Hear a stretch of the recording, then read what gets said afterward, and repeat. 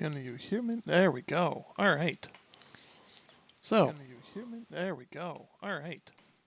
So that's fixed, but everything else is busted. So that's all right. Gotta love OBS sometimes. Just messed with like every single one of my sources and all that. I know McLeod probably mentioned this, but I was running a Windows update, so yeah, that is unfortunate.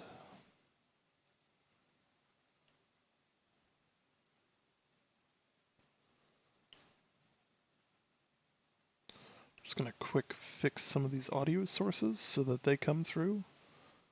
And we'll get going. So my manager says there's no one here, but I don't believe that.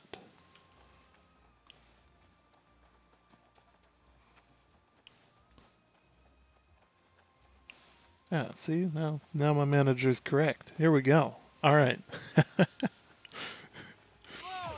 you gotta love technology sometimes. It's sometimes it's a cakewalk, sometimes it's your worst nightmare. Um, and naturally, every time you go to do anything, it just wants to be fun, you know. But enough of the tech issues. You guys don't need to worry about the tech issues. What you want to worry about is New World. So, I believe McLeod has been teaching you guys about the game for basically the last 11 hours. So, um,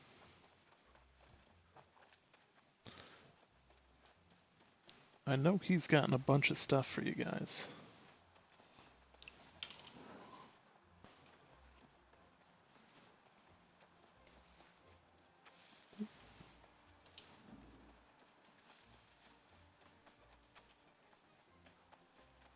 So, unironically, we were actually running into McLeod unintentionally. I found him. I found him. We're not even in the same group. So the fact that I managed to find McLeod randomly in the middle of nowhere without being in a group is a miracle.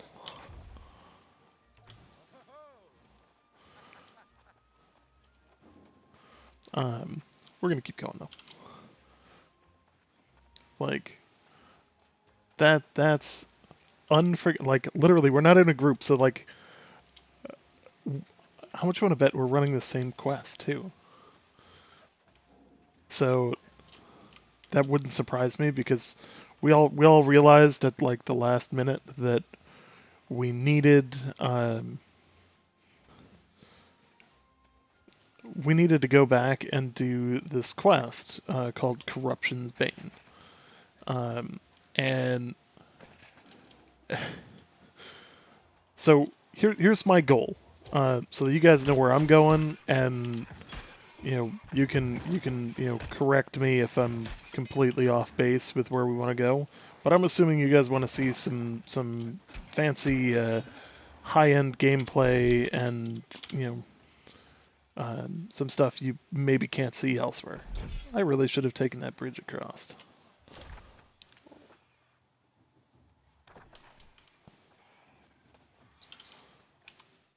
Yes, that is the one that you're looking for. I'm gonna drop out of Discord because I'm gonna be streaming. So no, it's all good. I'm just gonna drop out. Otherwise, I'm gonna get distracted. Because I too have been going for many hours. Actually, I'll still sit in here so people know I'm here, but I'll just mute and deafen. If you guys need me, let me know.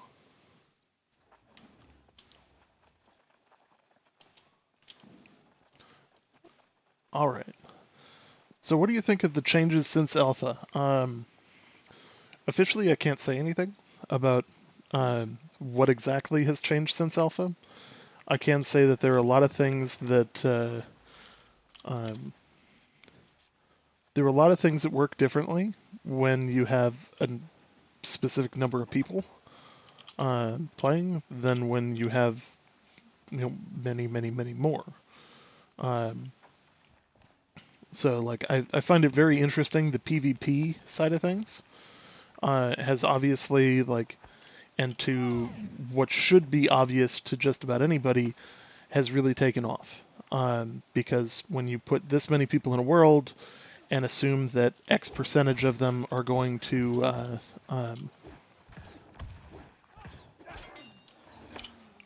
participate in PvP, that percentage ends up being a huge number of people. So I'm pretty pumped about that side of things. The war side of things was a lot of fun and remains to be a lot of fun. Um, that's like I'm a big fan of the PvP in this game, even though sometimes people are like, "Oh, you can get stun locked." Well, so despite the fact that like the hatchet is admittedly broken, like it's a little too powerful for just about anybody's liking, um, other than the people that use it. Um, I think the biggest thing is that it's just like it's tactical. If you make a decision to just sit there and swing, you're making that decision. You know, now there are other parts of it as well, like like some people are like, hey, animation locking isn't all that fun. Like, should be a little bit more fluid. There are some ways to break animations. Um, like you can try to dodge in the middle of them, and it's much easier to do when you are lightweight than when you are heavy, and that is also by design. And many people don't understand that, and that causes a huge issue with how they perceive the game because it's like, oh, you know, I'm just acing throws. I'm okay with this. Um, it just changes the way you view things. Um,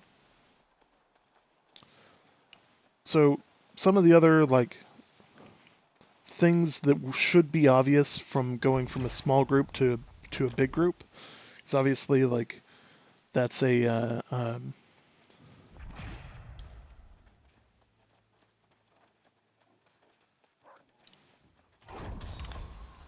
that's just free damage right there. Um,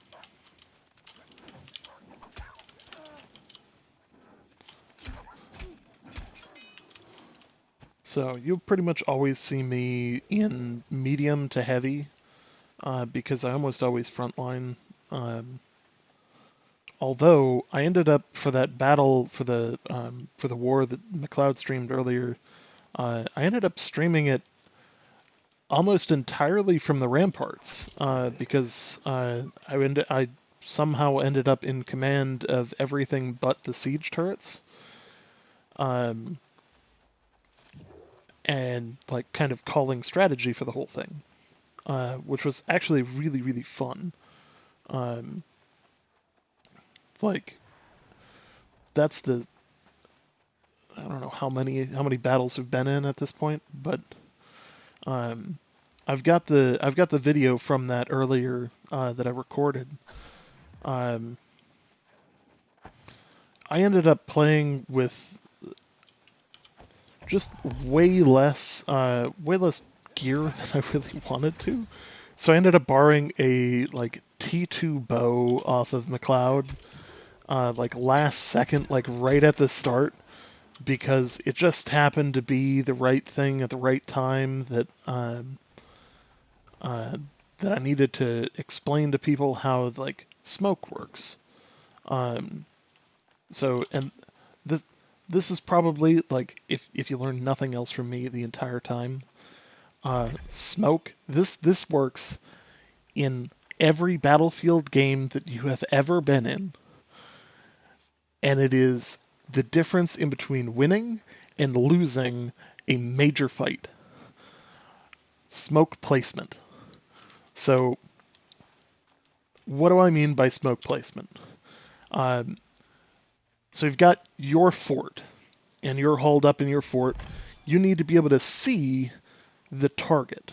So, for instance, in this situation, the target is the three different capture points outside of the base. You need to see those.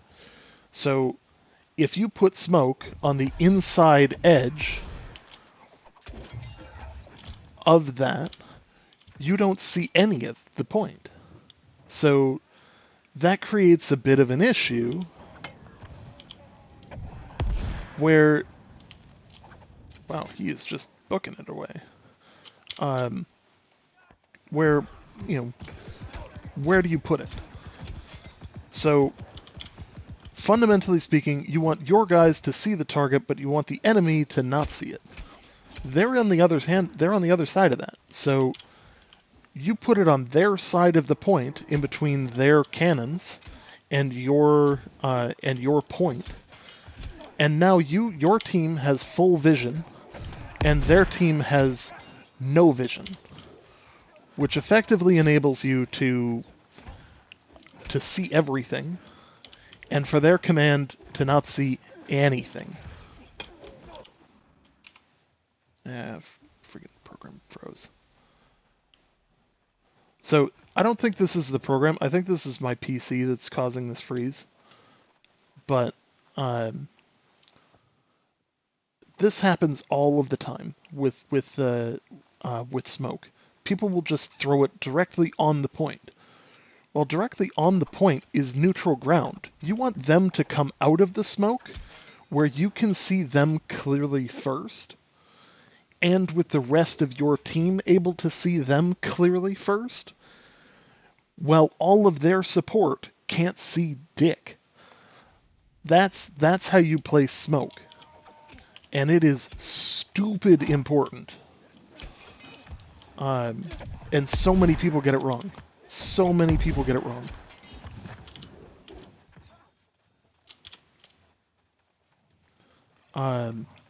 Where can we see that war fight? I mean, in all honesty, I think I could play it for you guys. I just gotta find the video.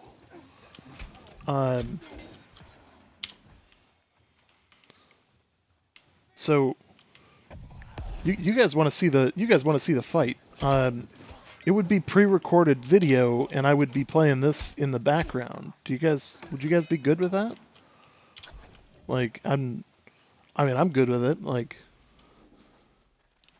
you know, it's gonna take me a minute to find the footage, but it should all be there.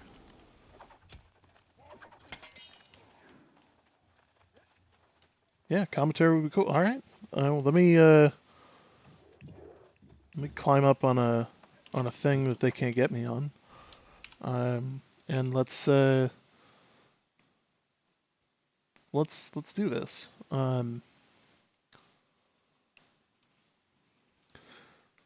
So what we're gonna do is we are going to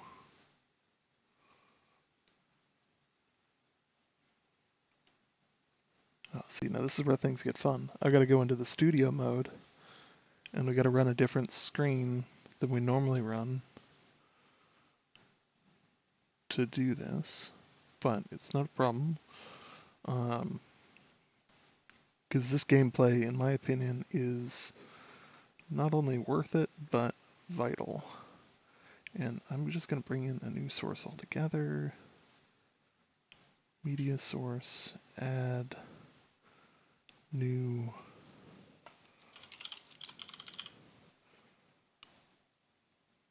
or video. Now it's going to ask me where it is, and I got to figure out where it is, because that's not as easy of a question as it should be.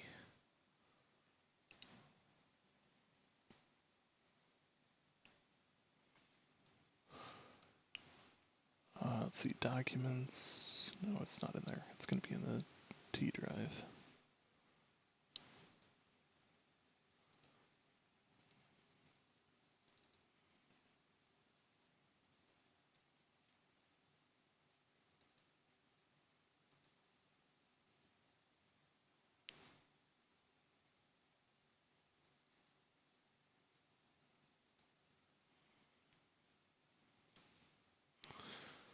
Yeah, let's see.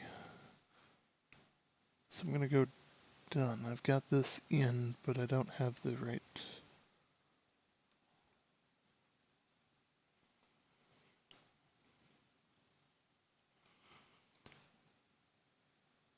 So, settings, output, recording. Let's save into the G drive. Stream files. Ugh. So there's the reason I'm like cringing that it's saving to that file. It's not that it's a bad drive or anything. The G drive is it's a server drive, not my M.2. So let me make sure that this is the right. That is not the right video. Is this the right video?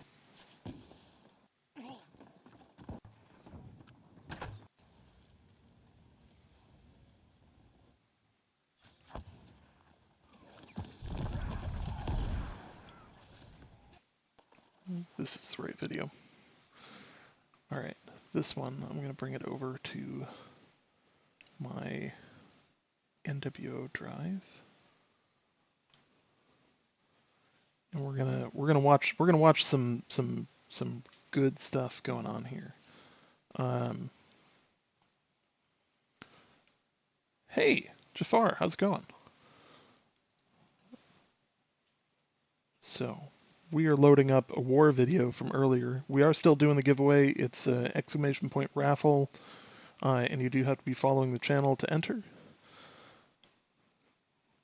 Always lurking. We just switched out from McLeod to me, and I'd say I'm fresh, but that would be a lie. I've been playing all day. Let's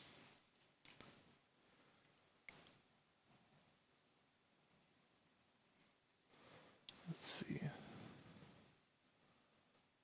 161027.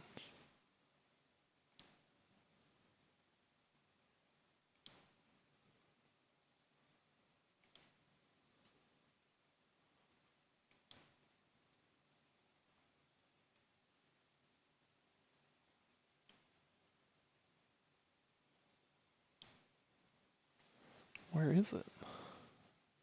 161027. There it is.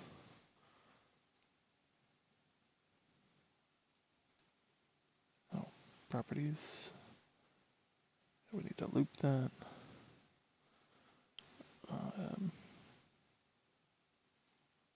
Done. Now, why is it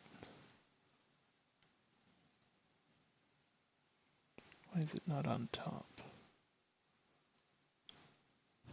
Okay, here we go. So, this starts a little bit late, apologies, but you'll see I'm using just the T2 bow in the background, and you'll see me kind of trying to place the smoke on the back side of their point. This enables me to find out what my dog is barking about. Hey, none of that, buddy. You gotta relax, bud. Yeah, you gotta relax. Sorry. So, anyways, go back to the war. It's always something. So, war gameplay is always awesome. Let me expand this to the full thing so that I can see it better. And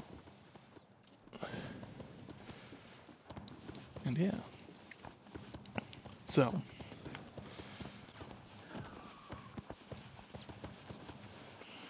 basically, I'm calling shots from the ramparts at this point.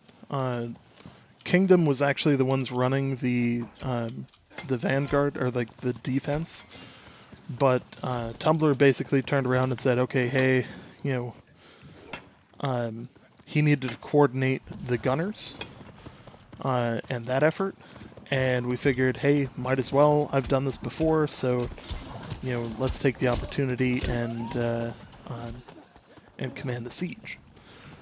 So every once in a while I run out because I'm like, hey, they need my help, and I want to get a kind of lay for the land.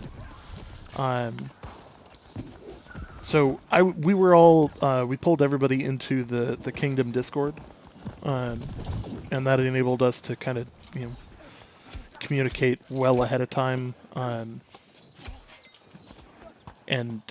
not use the in-game stuff. Discord just makes everything makes life easier. I'm not that I'm not a fan of the in-game VoIP, but it has its limitations. And it kind of is what it is.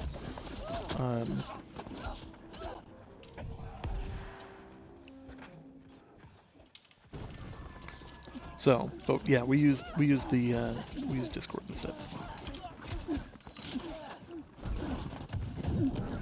See, this is why aggro just annoys me. Just stop. So I get killed a couple of times. I end up trying to just stay back a bit and basically just call the shots. So you'll see instead of spawning at the outside points, I'm spawning in the base, and returning to make sure that I have situational awareness on what's going on. And that, effectively speaking, is my day-to-day job, is understanding situational awareness. So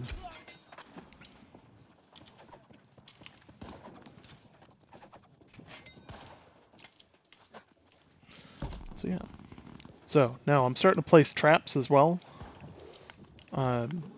Traps are important. They might not seem valuable, but they really do a lot. McLeod mentioned earlier that they basically used runners to using the berserk mode of the hatchet to effectively trigger a bunch of these, but the call from command myself was basically, hey, everybody need the second you get 30, you need to 100% of the time. Why are these cruel barrel? Sorry.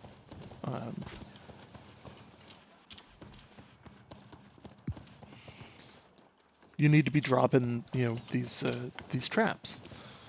And at a certain point, I start swapping in between comms because you can see the gunners are oftentimes just shooting at random guys out and about. I don't know if you guys can't see my cursor on there,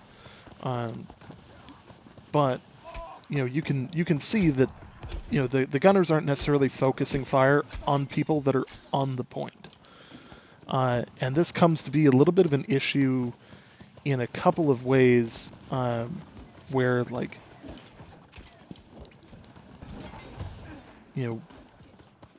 we almost lose the point, and then at one point in time we actually do lose the point.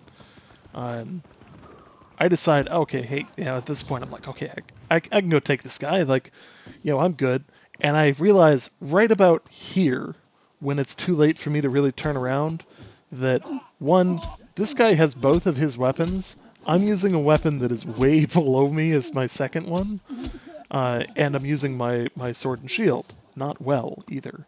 I also have no health pots whatsoever because I did not prepare for this very well. And end up getting killed again. So we pop back up and we get on the get back on the ramparts, and we basically, I think I call the rest of the shots from up there. They do end up eventually making it inside.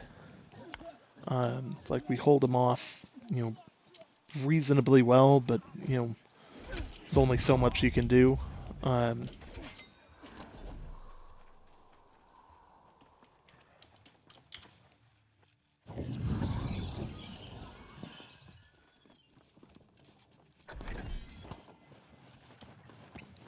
So I think this is we're unfortunately, I wish I'd have gotten the full thing. It bugs me that I didn't have the recording going the entire time, but alas, you can't get everything right.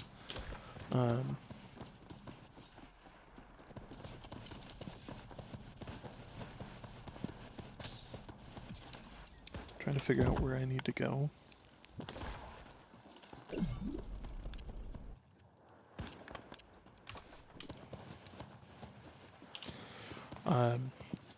It's okay. You can see McLeod's in here, Crownbreaker, Nithanil. We had coordinated with them that, hey, we want to be our own squad so that I can keep an eye on where our people are and kind of how they're doing. We did actually win the war. So you can see right now there's 12 and a half minutes left on the timer up in the top center. And that timer is key. For defense, you have to run out that entire timer. The duration of the fight can take less than that if the attackers are succeeding. But at this point, we're doing a good job of holding them down. They have to capture this last point. So this is like, this is us basically. We've got to make this last. The raffle's still going. It's ! Raffle.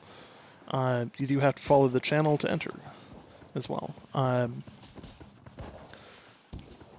know McLeod pulled one right before he left, but then he started up another one that's got, I think it's got about an hour left on it.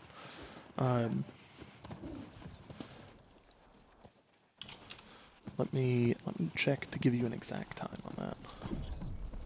It has 41 minutes left on it.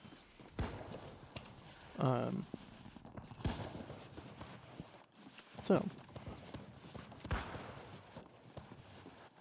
let's see here. So again, you can see me kind of running around. One of the things that I'm doing as I'm running around is I'm also calling like ammo reloads, because the turrets need to be reloaded, and ideally they would all be in the same comms and all that, but there was some challenges with it that basically got us to the point where we're like, okay, hey, we need. We kept running out of ammo, so I ended up, okay, hey, I'll stay back. I'll help call when these are there.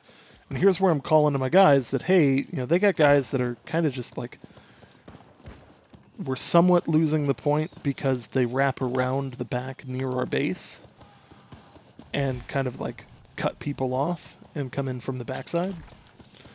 And we don't necessarily want, we don't want that to happen. So we got people on the back end.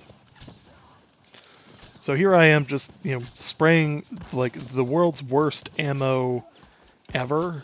Like I think I'm using flint arrows, and I've got a T2 bow instead of using a T3 because I really wasn't prepared for it. And it was more about like, okay, okay, so we're at about 9.5 minutes. We're almost about to lose this point here.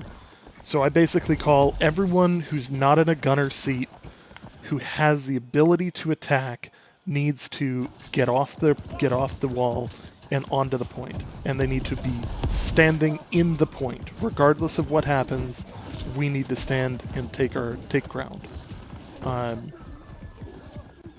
Otherwise we're going to lose it. And it comes so close before we end up losing the point. So now it's just us, just the doors, and that's it between us and them. So now the order is, okay, hey, we lost the point. Everyone, run up to the armories, go and get as many of the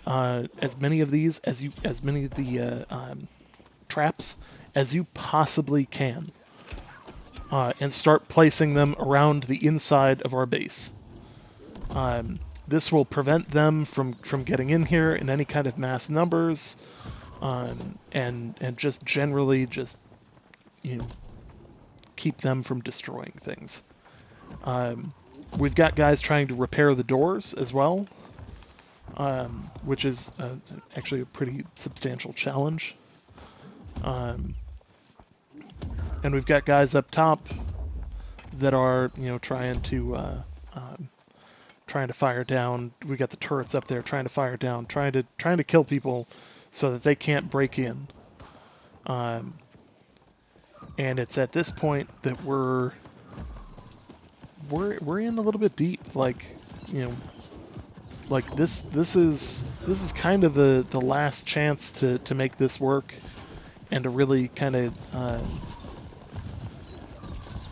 kind of get out, and do stuff. Like like if they break through these gates, we're in some deep shit. Like, because like not all of our guys are obviously high level.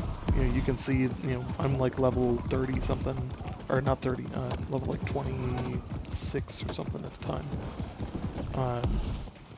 And like, so at this point I can't see anything because I made the dumb decision of this. I start calling out, "Hey, on my dead body down right outside this door, they're trying to plant kegs. You gotta stop them." So we start, you can see people shooting down and raining fire, but it's not enough. And I believe this is the first time that they actually crack the door to its low state, so you can see that the door is like just about ready to go. And it's any time now that we actually lose the door. But this isn't the first door to fall. And this is where like getting the mentality of like getting too focused, getting tunnel vision on one objective isn't good from a command perspective. This is where we turn around and go, okay, hey, we need to refocus. Center's busted open. They're going to start pushing serious amounts of people through that. We've got traps everywhere. Basically, we told people you don't need to buy these expensive ammos. You don't need to buy any of these, odds and ends things. None of that. You don't need any of that. What you need is traps, and you need them freaking everywhere. Anywhere that you can place them, we start placing them. So this, you can see you can repair the door if you have the siege parts. Only certain people can grab the siege parts from the siege generator, and that's by design so that you can't just like run away with them. And shaft the company that owns them, so only like console and above can access. But one, we're trying to make sure that we don't lose another door in the process here. So we need to repair doors, but we also need to hold people off of the doors that are currently open. So here's where you start seeing some okay smoke and some really good smoke. This is me figuring out what's going on and replacing my bow, because I need to do just that. I know that I'm going to be throwing hatchets at this point. Like, they're close enough, but I also want to be firing off smoke. And you see where I place that? Right in front of their turret. But so that all of our people that are shooting through the door can still see everything. So their artillery can't see anything for the duration of that ability, but we can see everything. And that is super important. Absolutely, absolutely vital.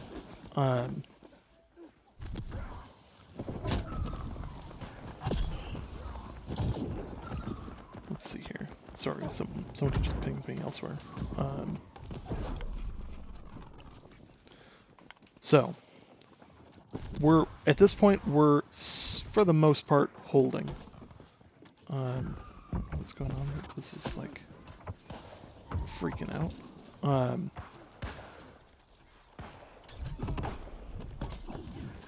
Hey, thanks for the follow.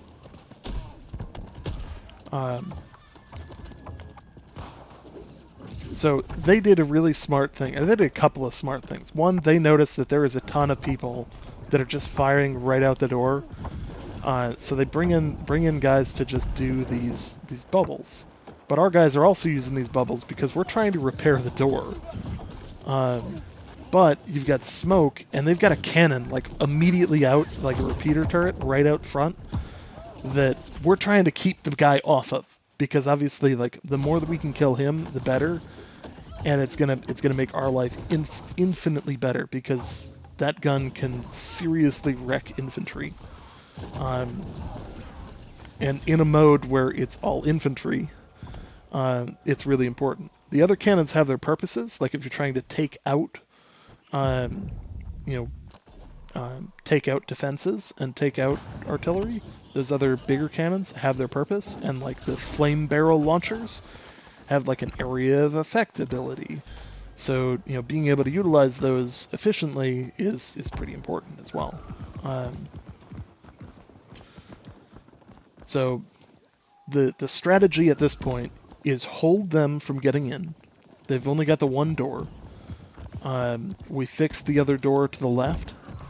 And at this point, I'm, again, see where theirs are? Boom. Smoke right in the middle, blocking vision from both turrets. So, super, super important. And you can see there's not a ton of smoke being used, but it's important when it is. This really enables us to do a lot of things.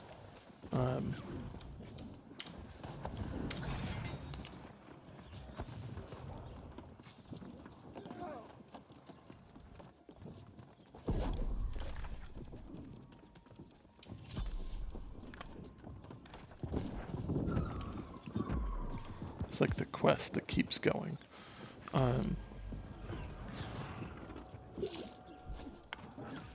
So it looks like they're using, yes. So this is where, like, who's best with their smoke wins, because their archers won't be able to see where to smoke if they're far back and if you place your smoke correctly. So it's kind of a mini game. You need visibility to win a war, and this gives you an option to, hey, so we're also starting to place them right outside as well. This gives us a ability to mess with them, but also gives us a sizable advantage. Defense generally gets a good advantage in just about any situation, because defense is generally prepared. You're fighting an entrenched location. It's not impossible to win. In fact, we've won multiple. Like I've won many on the attacking side.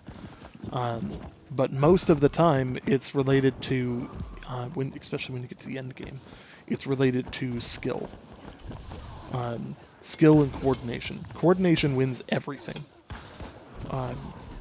You can do, like,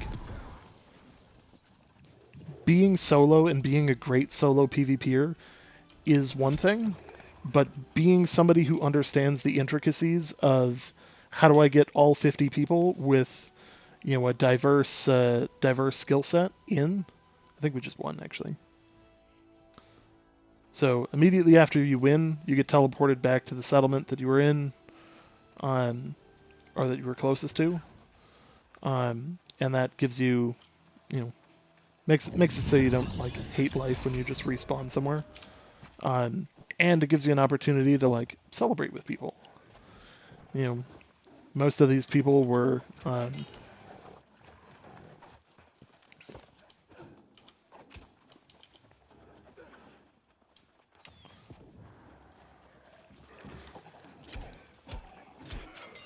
So yeah. So.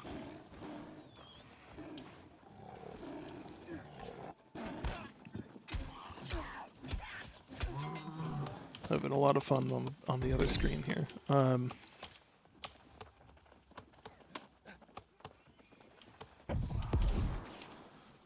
So that's that. That's me earlier. So we're gonna cut that, and we're gonna go back to what we're doing live here. Do you think wars would benefit from more players, or are they well balanced with the current numbers? I think they're relatively balanced the way that they are right now. In prior versions of the game, there was no instanced, like the early alpha. There's videos of it from the February 18th press event last year. Yeah, last year. And there was no like instancing involved, and there's really no instancing. It's really just like it pops up a barrier that you can't get in from the outside, and brings people there. So like it's instanced in a way, but it's also not.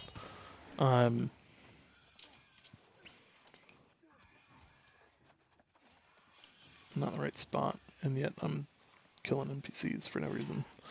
Um,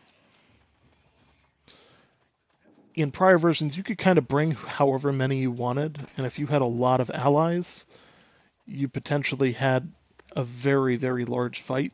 And there's nothing stopping that now in terms of like open world PvP, but you can't do that in the 50v50, and I think that that makes it a little bit more fair. Because otherwise it would just be the same thing over and over again. Um, I don't know how I would feel about that. Where like you would just have like, for instance, I come from Goonswarm Federation in EVE Online, or a colossal organization, um, and that creates a lot of issues for people. Ooh, hello, darling. Yes, please. Yes. So, don't need, don't need, don't need, don't need, don't need, not valuable. Nope, nope, nope, nope, nope.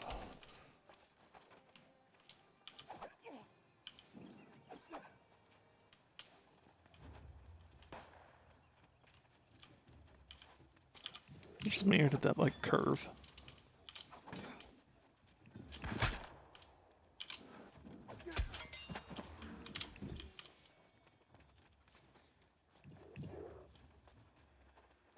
I'm not crazy about, like, curved.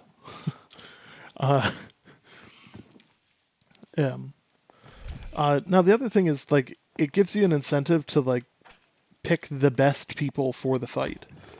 So in a 50v50, you have to bring the people who are going to win it, not just who's available. You know, when it comes to late game, you know, you can recruit from the rest of your faction. So that leaves you with a lot of options. Um, you know, some factions more than others in some cases, but you know, the important thing is if you have friends, you know, outside of your company and you've been good to other people, it can come back on you and put you in a position where, hey, you know, you're gonna be able to win. Like you're gonna be able to have allies, and because it's 50 on 50, and the company size limit is 50 people, 50 characters. You know, that in itself is huge. Like if you chose only people from your company, that means that all 50 people from your company have to be online and have to be well leveled and have to be people who do well in a PvP situation. Like, I got a lot of people that I'll go PvE with, but I wouldn't say most of them are like excellent PvPers. They're okay, like they're good guys, but like, you know, it it takes a lot of time to train to be really good at that. Um, and rank to repair gates potentially. What do you mean by rank to repair gates potentially? Um, Waterlogged shoes off to. Just getting all kinds of good stuff here.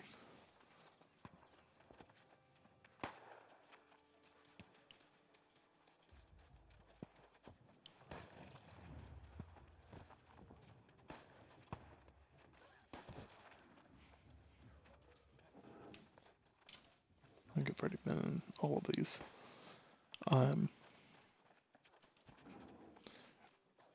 Yes, so you have to have a certain rank in the company in order to have access to the siege parts. Now you can man the siege cannons, and that's different than what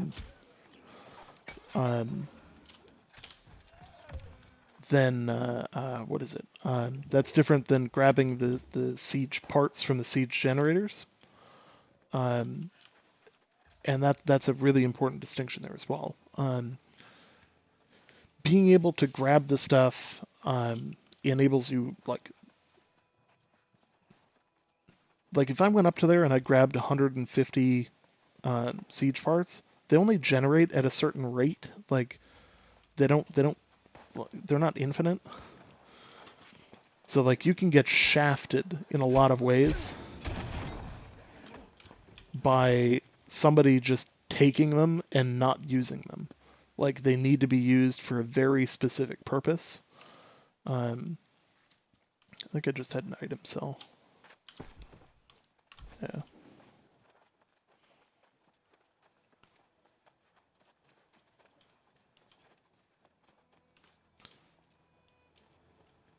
And of course, if they don't use it, then you end up kind of shafted in a lot of ways. Ooh, crocodile. Let's take him on.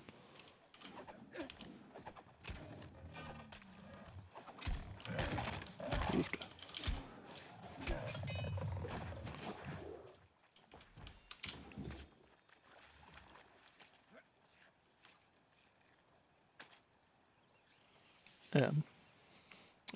And it's mostly just like a security thing as well. Like you really just don't want random people to have access to that. And I mean, even within your company, you don't want them to have access to it necessarily because they might not know what to do with it. And when you're coordinating 50 people, lessening the variables on things that people shouldn't, they either don't know what to do or don't know how to do it. It's just better to just, hey, let the people who know do it, and they will tell you if they need you to do it. And that way you can like train people ahead of time. Not to say that like everybody shouldn't know how to do them, but like you guys all have that friend that you're probably just thinking of that you're like, yeah, I wouldn't trust him with a fishing pole, let alone, a bunch of siege parts that are supposed to repair the front door of our base. You know.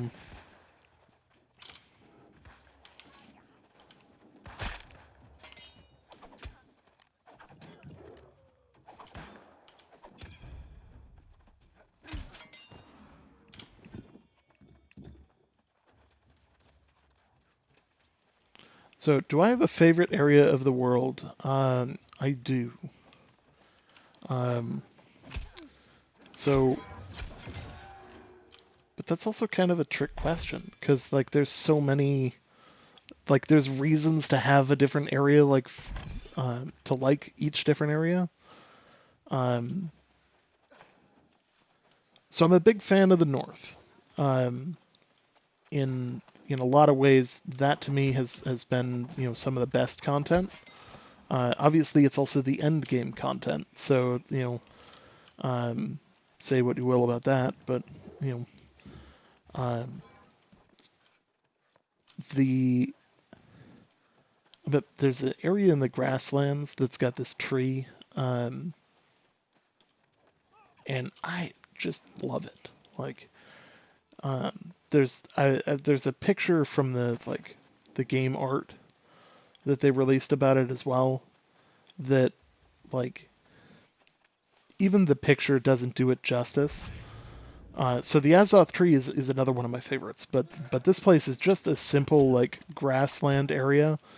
It would be where I would set up a hammock if I just wanted to just chill. Like it's just a great area. You get to hunt bison in that area, which is actually quite a bit of fun.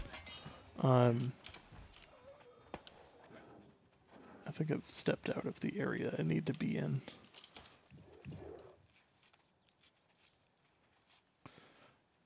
Um,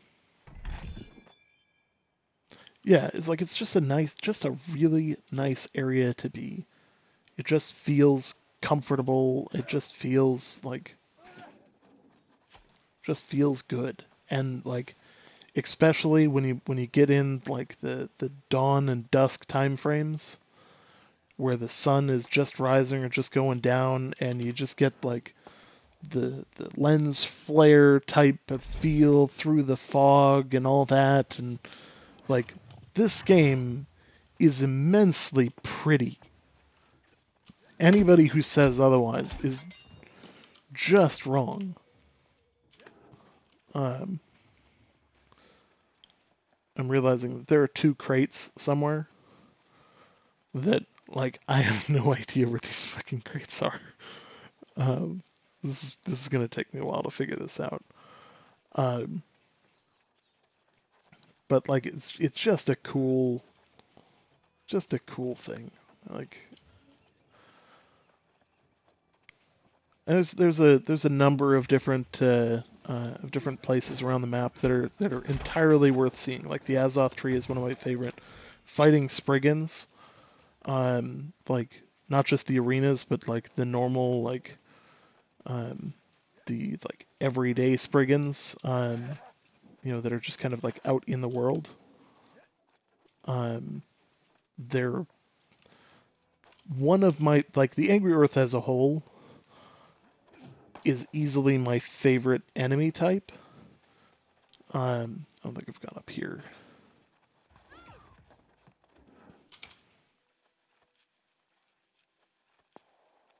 There we go. All right. Now we need one more. How much do you want to bet it's in that boat back there?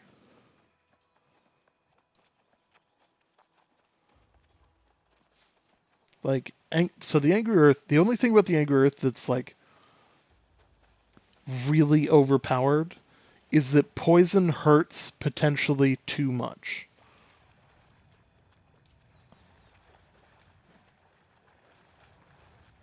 That's my only complaint about the Angry Earth. I believe that it just hurts too much for the poison. Is this free to play? Is the preview free to play? Seems fun to try it. So the preview right now, we're actually giving on stream. We're giving away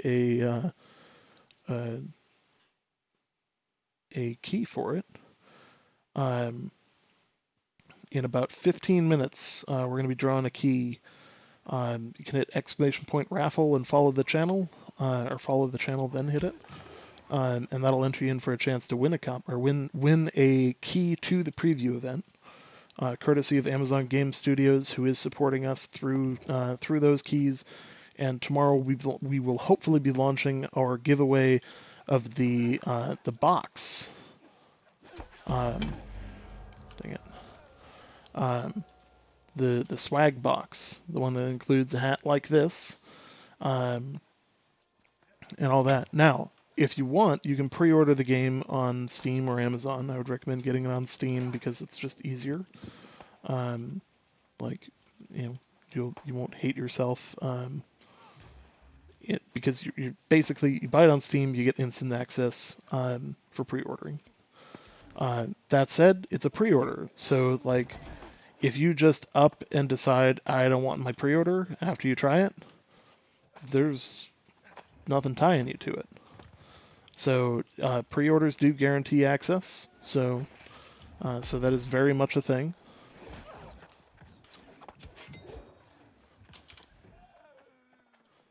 The heck is this freaking box?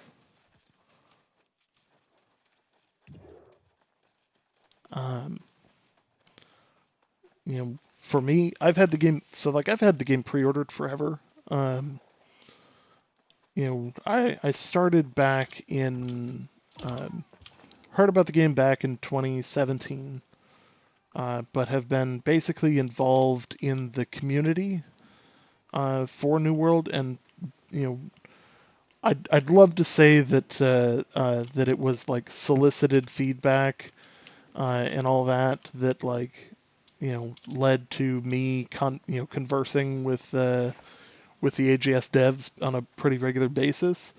But realistically, it was more that like I had ideas and I just kept pushing them to them, and they kept telling me, "Oh, hey, awesome, thanks," and like they just kept listening.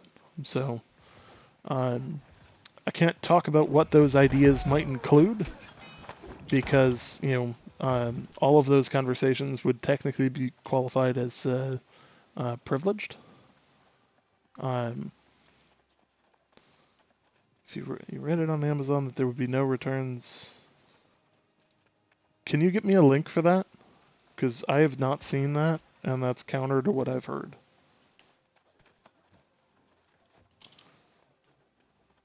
because that's like, because the preview event in itself is basically a thank you to people for pre-ordering. I don't think it's an obligation by any means, because it's not like, yeah. Like if you pre-order on Amazon, you don't actually pay until the actual shipping date of it. So like, you um, they just give you a Steam key. Um,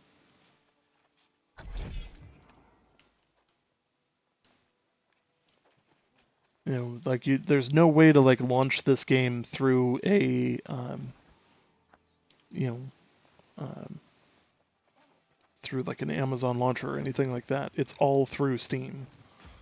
So you have to have Steam to play it, and they just give you a key in between. Which is why I suggest people pre-order it on Steam, because it cuts out the middleman and makes their life easier in the process.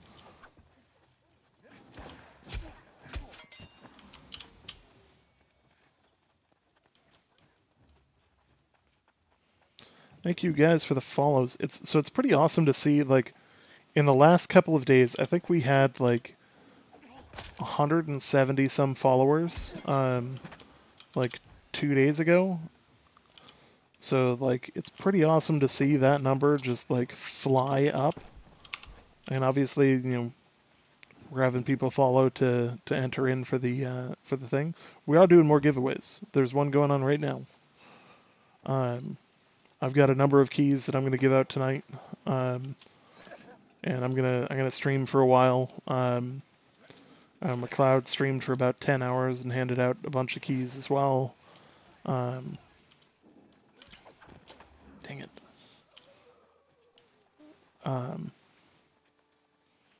Yeah.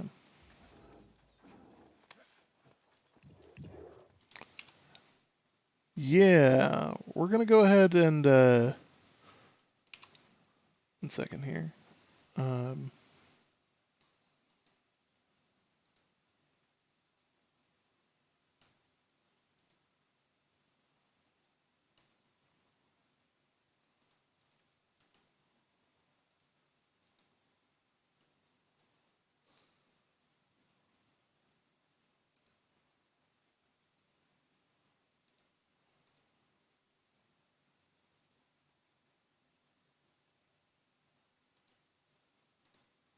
So you know what you don't do?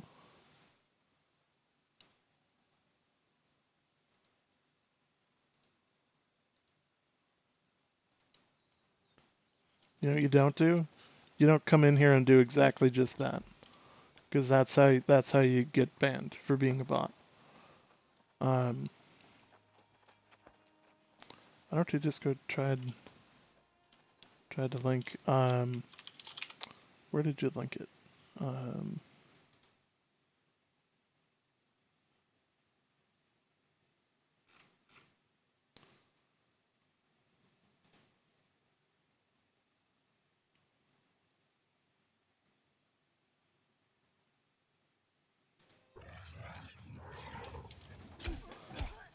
So if you join the link for Discord, let me.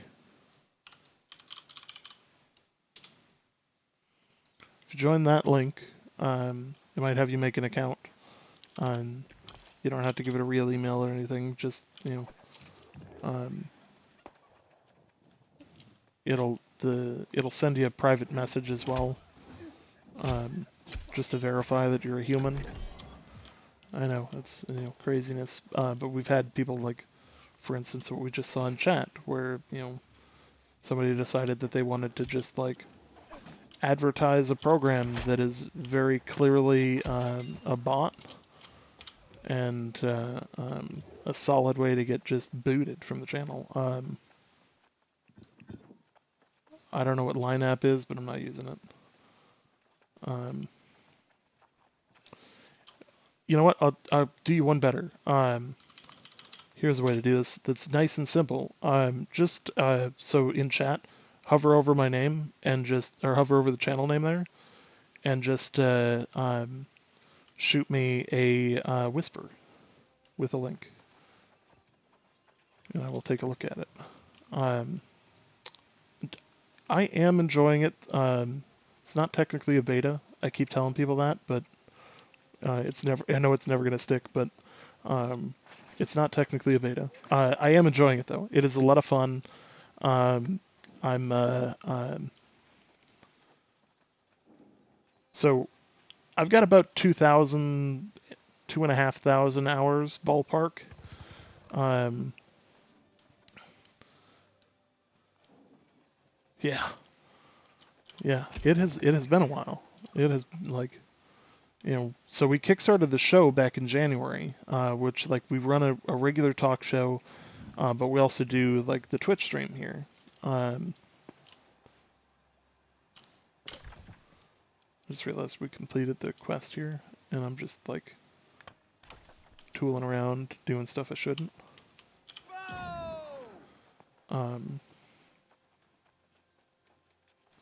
What gear level is your axe? So let's go and take a look. 360 on the hatchet, 303 on the life staff. I've got a 325 flat bow, a 390 ancient sword, and a 355 primeval fire staff. So we got a bunch of good stuff.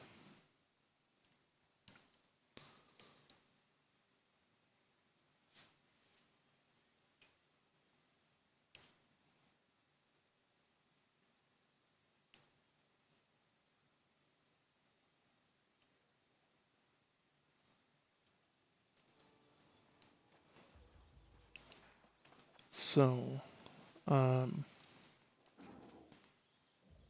it does say the product is non-returnable and non-refundable. However, it's a pre-order, so you should be able to like cancel your pre-order at any time.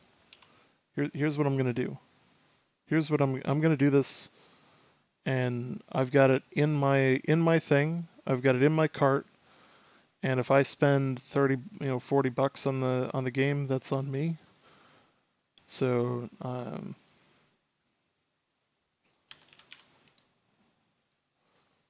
I will actually just straight up try it.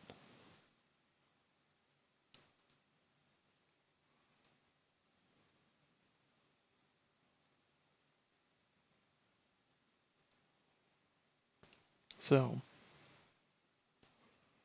I place the order. Order's been placed. All right. So live on stream, I'm just just pre-ordered. Now here's where I'm gonna go into my orders, and order details, cancel item. Yes, I want to cancel all items on this order. The order has been canceled. Go to your account. Continue shopping. So, it was like I literally just did it straight. Like I wish I probably could have showed you guys that, but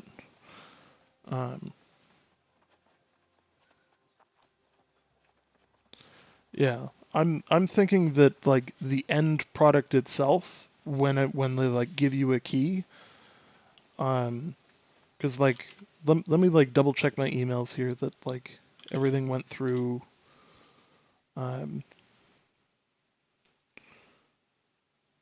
So got the email that I pre-ordered. What's funny is there's probably going to be an email that comes through that has like an extra key.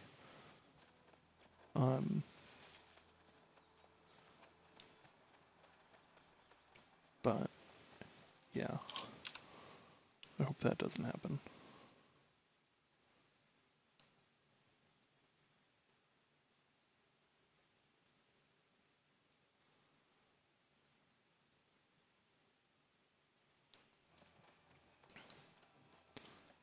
Sorry, I'm on another screen doing other stuff, so I'm just auto walking. Yeah. Like I'm pretty sure that like if you pre-order, you can return it. It's the Steam key that's like the end of the rainbow. Like here's your copy of Steam, or here's your Steam copy. Like that they don't have a way of like effectively returning if you order it through there. Um, you know. So what's your opinion of the game? So here's the thing. I personally think that this game could have launched, and I know that that is not what most people would say, um, because it's there is work to be done.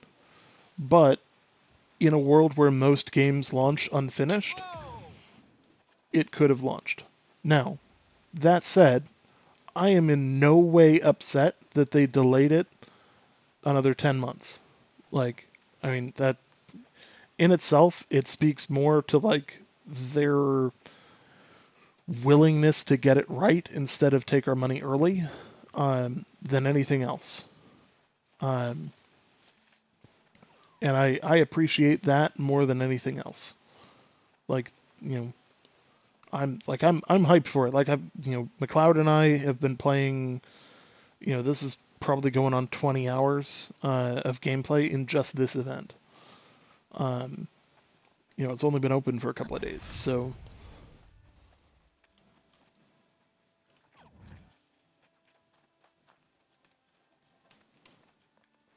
this is going to be a pain. This is another kill a bunch while you're here type thing. Um,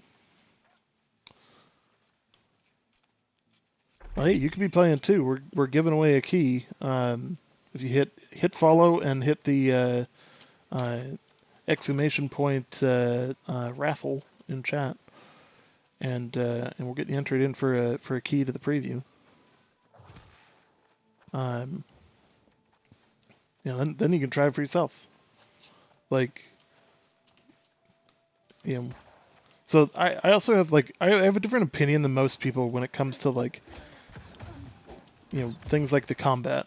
I really need to pull out the right weapon for this. The moment when you start trying to use abilities as though you're using a completely different weapon, and it just does not do it. Um, so like combat is one of people's um, lesser liked parts for some people. For me, I actually quite like it. I think that there needs to be a little bit of tuning. Like I think the hatchet is a little bit broken. Um, oh, guess what, guys? Guess what?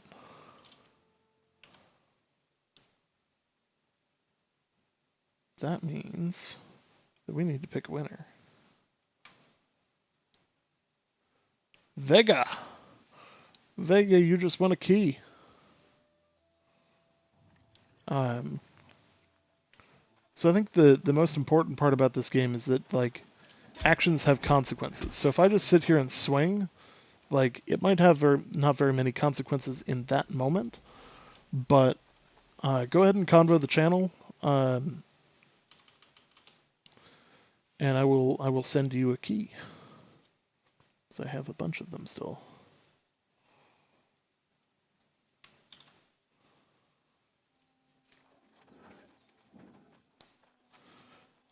Um,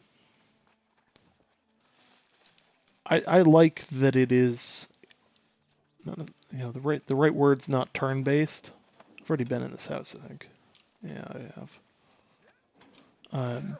But it's skill based. Like timing is important. Understanding the complexities and everything. Knowing when to use use your stuff.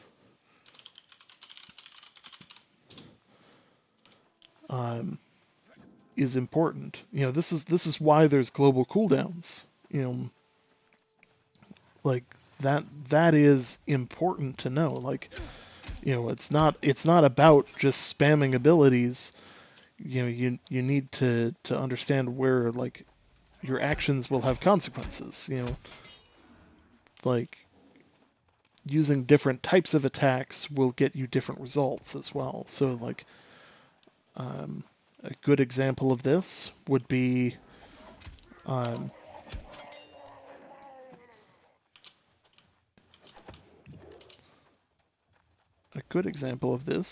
using the difference between light and heavy attacks. Um, a light attack, useful for a lot of things. Yeah. But if you're trying to break a shield, heavy all the way. So where did I come from gaming-wise? So I used to play a couple of different first-person shooters. I was semi-competitive in Call of Duty and Battlefield. So it's been a while. Call of Duty Modern Warfare 2 was when I was most competitive. Played League for quite a while. Was never like in the tournament scene for that or anything, but I think made it up to like Diamond. From there, I played Eve for about the better part of 10 years. And I am now 1 year sober from Eve, so it's like I'm very okay with that. CCP started taking the game in a direction that I really just didn't agree with, and yeah. So the things that brought me to play an MMO is basically, basically what brings most people. Like, you play an MMO because you want to play with people. Fundamentally you want others to share the experience. When it came to EVE Online, one of the things that I absolutely loved above anything else was being a fleet commander and being a company CEO. And running a company in EVE Online is, it's basically being a guild leader, but like it enables you to understand so many things, like just understanding people, understanding like how they understanding numbers. EVE Online, simply put, has helped me more in my career than I probably would be willing to admit. Because, fundamentally speaking, like Eve is a numbers game. So like knowing how and where things kind of land, I'm really hoping that I'm still in the right spot. So I'm like 100 meters away from that point. I am. All right, they're still getting the.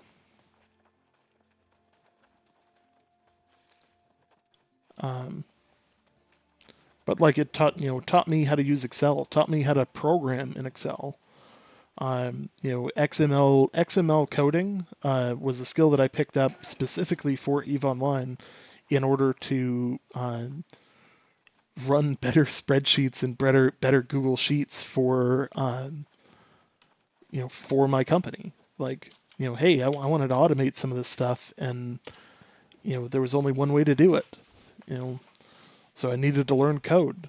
One of the guys that I worked with, I suppose I should kickstart a new raffle, shouldn't I? That would be the nice thing to do. Let's go ahead and do that.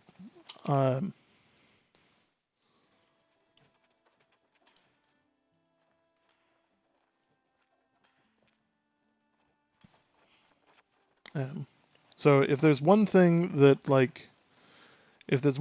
you guys should know about me, it's that like I will never not be genuine, and I won't like hide things. And this has gotten me into any kind of different trouble, especially in my career. For those that don't know, I'm an emergency manager, so taking this particular week off is not a particularly easy sell for my boss right now, who has called me 3 or 4 times today, and very much wants me to be in the office the rest of the week. but understands the fact that I have been running since February with just a colossal amount of overtime. Um, and when I say just a colossal amount of overtime, like I've many hundreds of hours of overtime this year. Um, like I can't even give a firm number because it's like one, I haven't looked it up, but two, like, I'd probably collapse just looking at the number. Like, I'll be the first one to say, like, my job is great. I love my job. I love what I do. I love that I get to help people through doing it. Um, it's similar to why I stream. Like,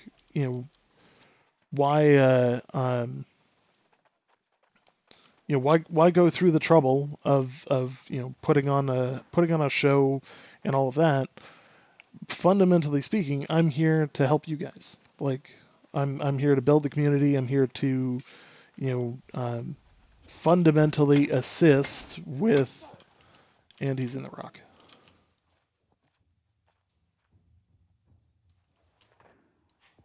He died. Um, Fundamentally here to just assist people, like, and that's what makes things fun. Um, as the guy goes like flying by.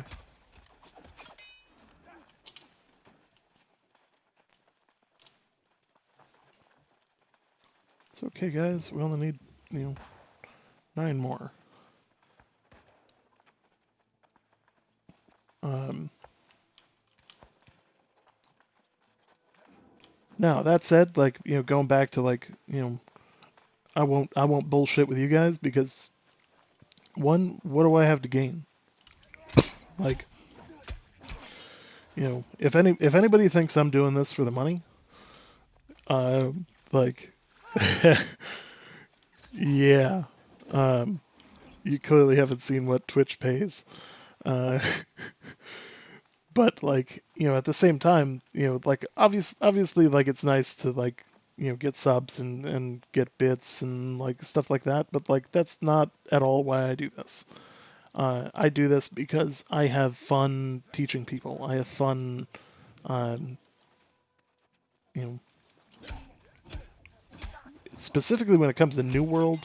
I have fun showing people why I enjoy something truly special to me. Like, I mean, like, there's not very many games out there that you can say you've played, over 2,000 hours of. Um, Finding one that you can, share with other people and that, 22 other people feel like watching you know, hey, great. To me, it says, hey, maybe I'm providing content that people care about. Then again, maybe you guys are all here for the raffle. Who knows? Um, Either way, I got the benefit from AGS. The head nod to be like, hey, we'll help you out. We'll give you some keys and all that to give away. So I I gotta say I'm happy with them. Like, you know,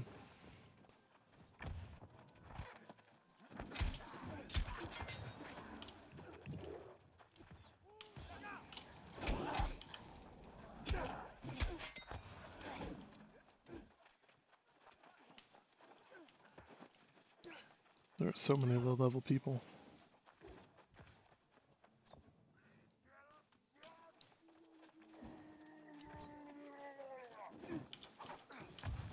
So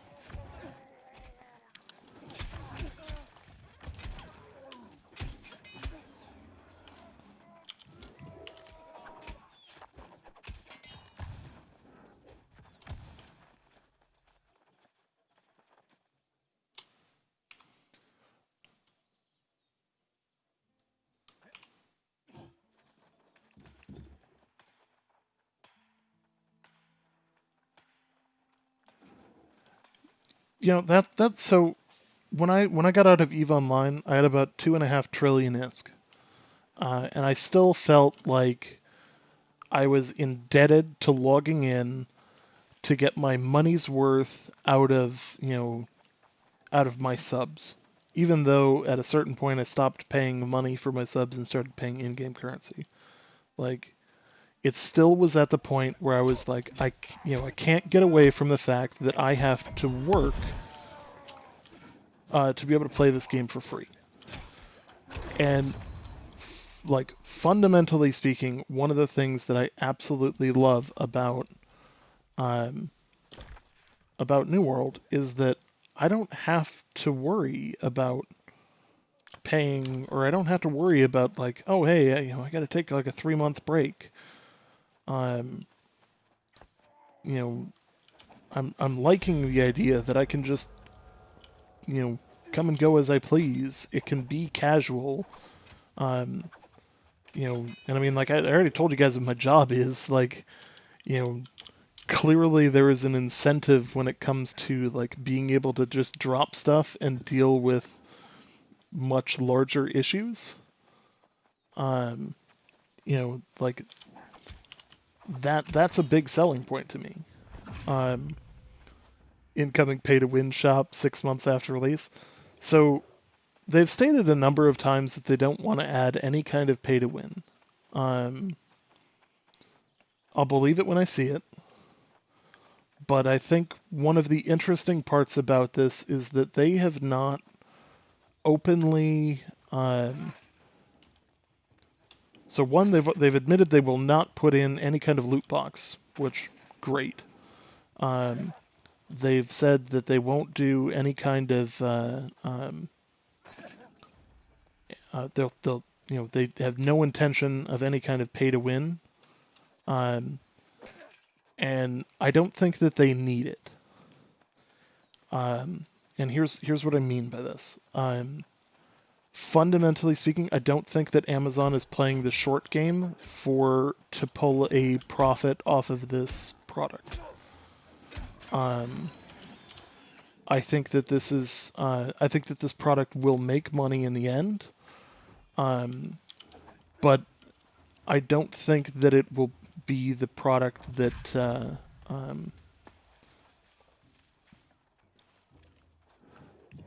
what's the best way to put this? I don't think it'll be the product that they turn to go, we need to do everything, including piss off everyone else, just to turn a profit. I think Amazon is much more concerned with gaining a slice of the market share than anything else. I could be wrong, but that's the impression that I get. And so here's why I think that. You have, right now, if you open up the game, there is nowhere in the game that you can go to buy anything.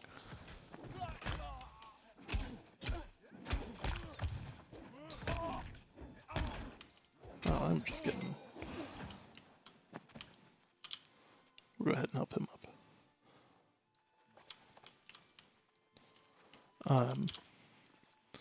So you can't buy anything. Now, why does that tell me that they're not necessarily interested in a like profits first approach? You got games like Ashes of Creation, which, don't get me wrong, I'm excited for. But I'm very hesitant because it comes with some other problems. They're currently selling assets that don't exist in the game.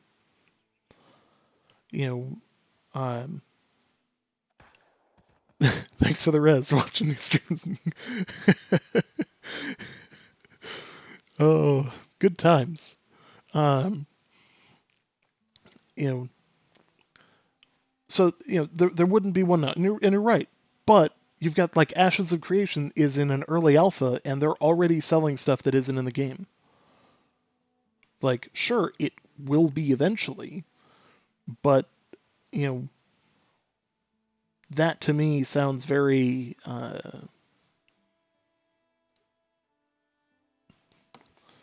very money grab-y to me. Like, that doesn't scream like, you know,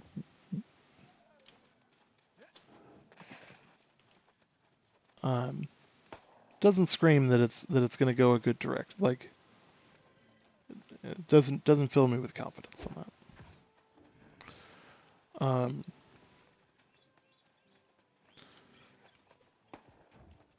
And I don't know. It rubs me the wrong way when they start selling stuff in the alpha. I know that not every company has a crap load of money and that they have to do it because of finances. Amazon, on the other hand, I don't think is making that play. I think that Amazon is honest to goodness trying to make a quality game and release it to gain gamers' trust and gain a following, gain people who like understand it. And like I can't go into the specifics of the things that I've requested be put into the game and things like that, but I can say that Amazon Game Studio effectively listens to their player base. And they don't just take, hey, here's the people that are shouting the loudest, about any given thing.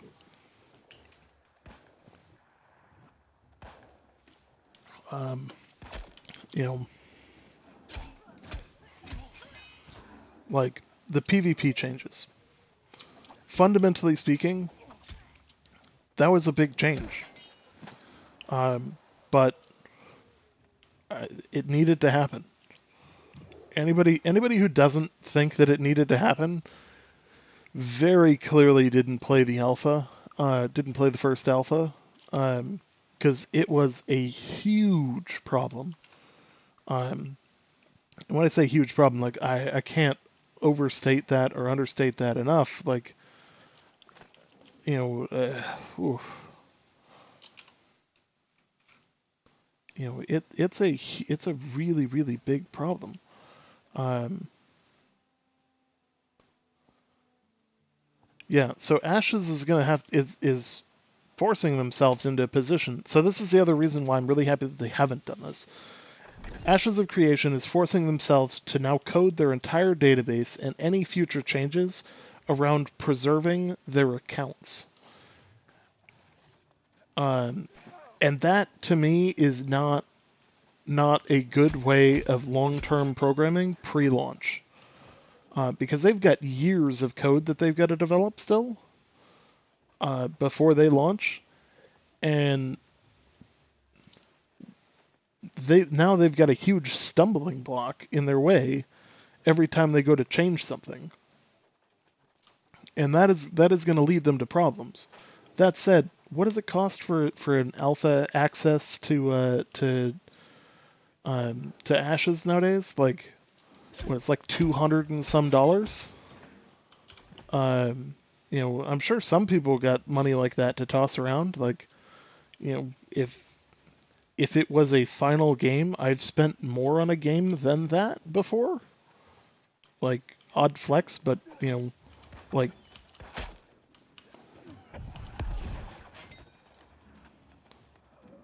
like I've spent more than that on a game before. Now, that's not necessarily a bad thing. Like, I enjoy I will spend money on something that gives me enjoyment, keeps me engaged. But if you're asking me to pay $200+ to get access to, you know, an incomplete product,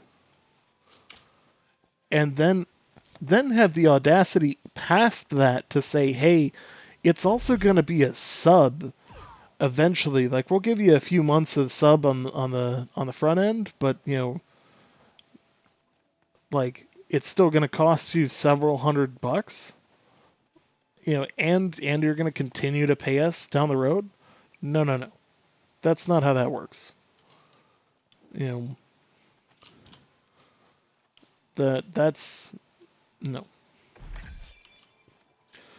Now, do I think that every studio can do what Amazon's doing? God, no. Like, it's just not practical. Because and I've talked about this in some of some. So we run a talk show as well. I've talked about this in the talk shows. Fundamentally, Amazon doesn't need to make money on this because they make money on the rest of their business. So doing this right becomes the goal instead of making money, which will allow them to have the trust in the community to do other games and build a following that and all of that. The nice thing with that is that let's talk numbers. Let's talk numbers. So Amazon Game Studio ballpark um, on the New World project itself. They all work out of one office, or worked out of one office prior to COVID. I believe they're still teleworking. Um, and where this picks up is you've got about 100 of them working in that office. So let's ballpark salaries here. You got 100 people, let's say salaries and benefits, paying, the taxes and healthcare and all of that. Ballpark, that's going to cost you about $100,000 per person. If you adjust for, obviously there's going to be people above that and below that. Ballpark, $100,000 per year. Now let's take that number and multiply it by 100. So 100,000 times 100. Should be able to do this in my head, but that's $10 million a year. So they need to pull in, the game's been in development since 2016, 2017, 2018, 2019, 2020. 5 years. So they need to pull in $50 million in profit to pay for this game. That is not including the cost of the building, the cost of the servers, the cost of any additional contract work, any additional issues that they might have, you name it. Doesn't include a whole bunch of things. So let's bump that number up. I said 10 million. Let's say it's actually 30 million per year in terms of costs for the facilities and all of that. Now let's times that by 5 years. That is $150 million right there. Now, Amazon in January, let me pull this up.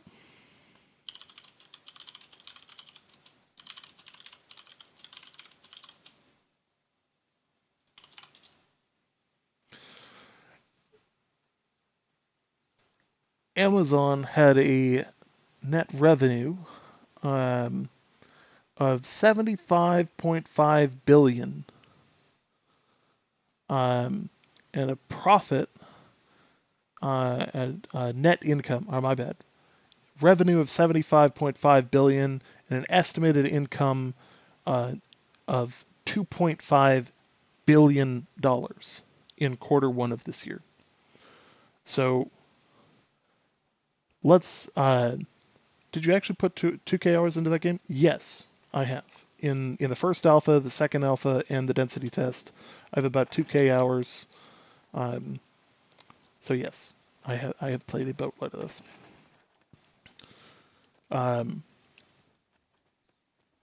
Some of the odds and ends here. How do you make a game when you make, when you spend that much money on it?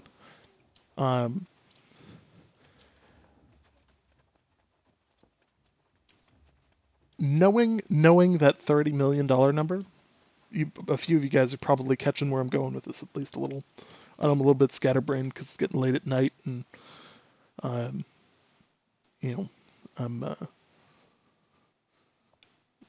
been playing for quite a while.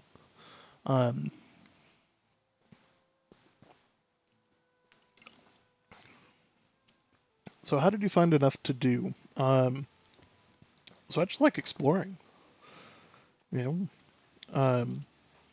And that's really the big thing, is just a lot of the content you got to make yourself. And a lot of the content is going to be based around other people.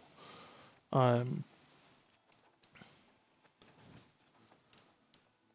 Now, the other thing is a lot of the content that I would go out and do is that I would hardcore actually like a lot of people are like, oh, I got invited to do this test, and be part of the alpha and all that. And like some people play it as though it's a game. Some people play it as though, hey, this, if I help catch all of the bugs in this, it means that there won't be any bugs in it when I go to play it. Um, I think the game is the 80% solution right now. Um, and I think if it was another game studio, I think it would have launched um, at this point. Um, but I don't think it would be a huge success if it launched at this point. I think it would be. I don't think it would be a flash in the pan or anything like that. But I do think that it would be. Um, an okay, like I think it would do okay. I mean, right now it's got like 38,000 people playing. So like, you know, clearly they're doing something in the ballpark of right. Um, and I mean, I'm still playing 2,500 hours later. Like, you know, um, some of it is like the company dynamics. Some of it is the early alpha. I played a ton. The second alpha, I played a ton. A lot of it is that I just like put focus into like playing it differently than a lot of people. Um, like I don't want to say that I'm special because I'm not, but like there's ways that you can help the development, and like fundamentally that's why I managed to pull one of these. This was like the swag kit that I personally got was a straight up thank you gift from Amazon Game Studio for the efforts that I made in um, in identifying major issues, you know, and getting them resolved and making sure that they were known to the developers. Um, Also because like fundamentally speaking, like I'm about community building, um, and that's what I enjoy. So you know um, now there are I don't want to make it sound like I'm like that I'm a huge like obviously I like the game. I bought the New World sweatshirt. I got a New World shirt. I got a New World hat from them. I got a New World hand sanitizer bottle from them. A whole bunch of stuff. But at the same time, like there are things in this game that I keep telling them, "Hey, you need to change this. This can be better. Here's how. Here's why I think, here's why this mechanic rubs me the wrong way. Here's how we could fix it. And here's why that change would allow me to enjoy the game more than I do now." And when you phrase feedback in that way, you get results because they can see the underlying cause. They can see the, um, you know, I'm trying. This is gonna drive me nuts. I need to kill 30 of these or 20 more of these, um, and it's just taken forever. Um, Supposedly a fix coming for the spawn rate on these. Um,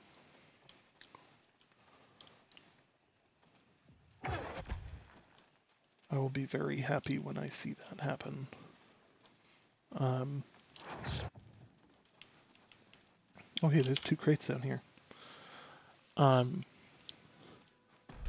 but just like giving them effective feedback is easily the easiest thing you can do, and so many people just don't seem to have that ability.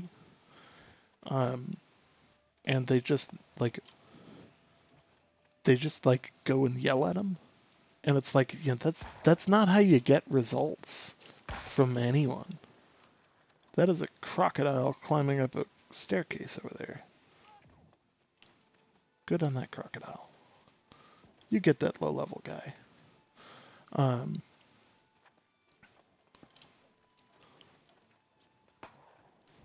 Like, part of me is like impressed that the crocodile was able to navigate up there because its hitbox is freaking colossal.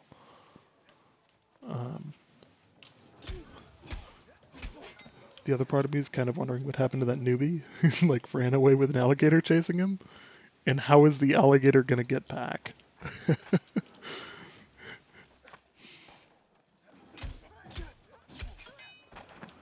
So here's the thing with the weapons and stuff like that. Obviously, the hatchet is broken. If you added a tenth of a second to each swing, it would be a fundamentally different weapon and would prevent all of the like stun locking from happening.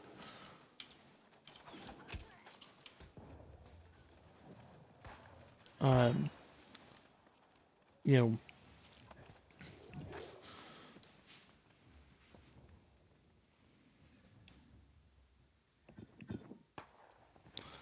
so do I agree with the point you had up there? Somewhat. So here's what I know. Here's what I know. The quest diversity is not where it needs to be. The ability to have more weapons and damage types and variety of different skills and abilities, I think needs to be diversified as well. You know, from there, 10 to 15 different enemies. By my last count, I had opened the game files the other morning.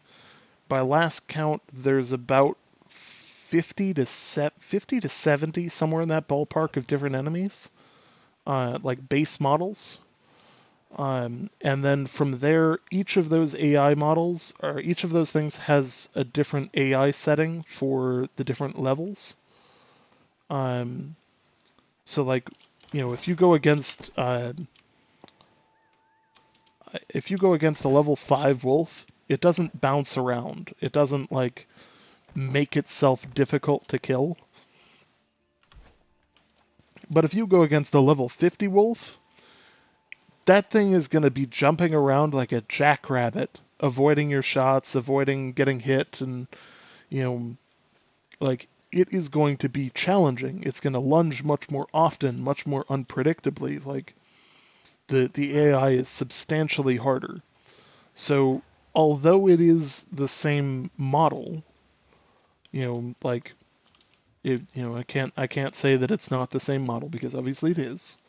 A wolf is a wolf, regardless of what color you put on it, other than the Terra Wolves and the Frost Guardians that are a thing. Those kind of things are, lesser. Like there's more to it than just the model.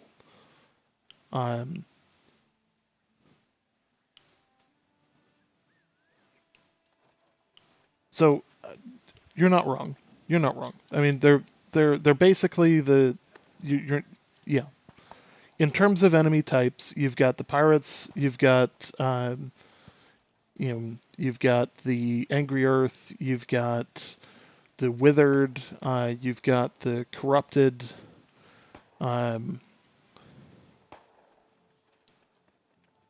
You've got the natural predators. This mission sucks, by the way. Like, if there was anything that would make me think that this, like, would totally make me understand why people hate this. It's stuff like this. Kill 30 enemies. Great. Where are they? Um, you know, now, here's the thing. This is the kind of thing that only happens when you get a bunch of people playing the game. Because, you know,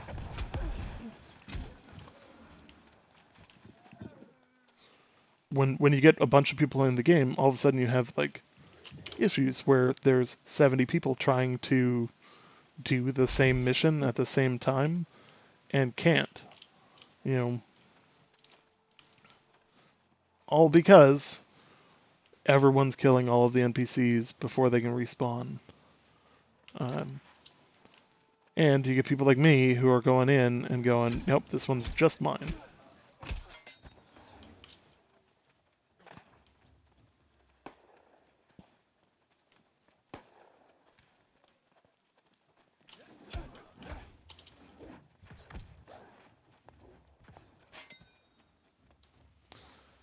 Um,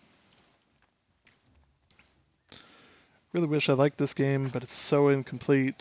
I couldn't handle more than 40 hours, and unfortunately, I was so hyped for the game. The thing that worries me most is the fact that I doubt they will ever make major changes in time for the actual release. 10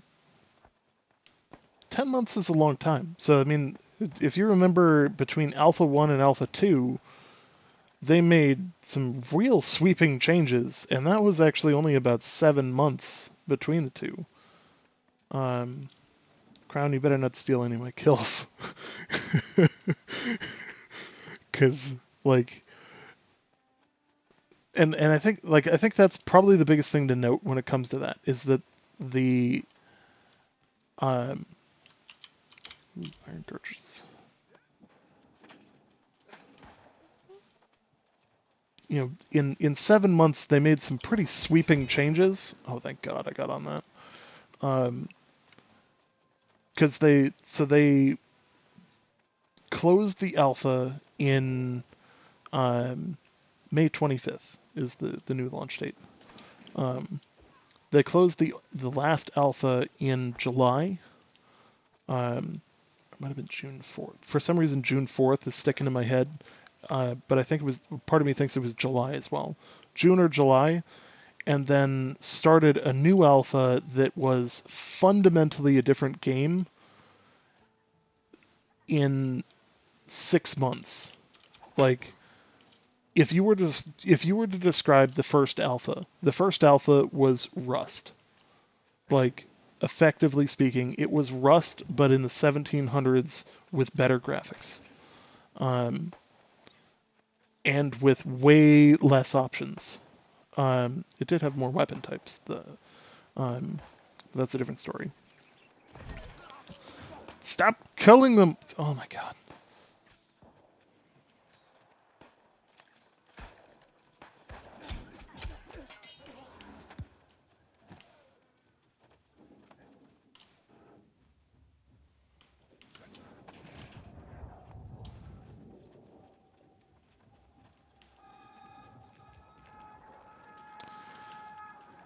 Yeah. So they do have like some kind of jumping. You have to have the stamina to do it. And I think that's where most people get the impression that there's no jumping, but there is a little bit of jumping.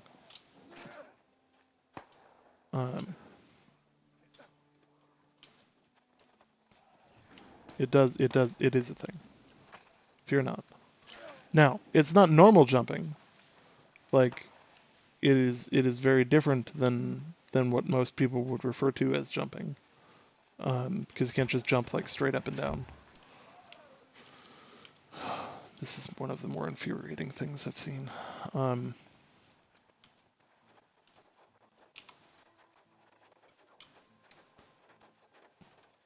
So this isn't the game freezing. This is my computer being a pain when that happens. I've had some kind of issue with my graphics card, but it doesn't want to admit that it's an issue. And I know that it sounds stupid, but like I've checked the Windows logs, it just straight up doesn't exist as a problem. Oh my god, you people.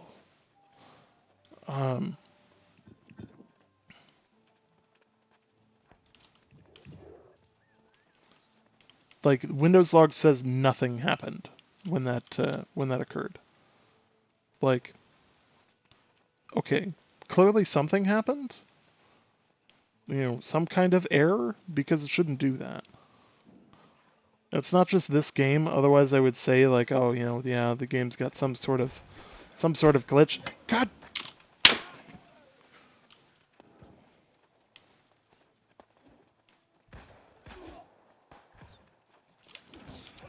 Oh, come on.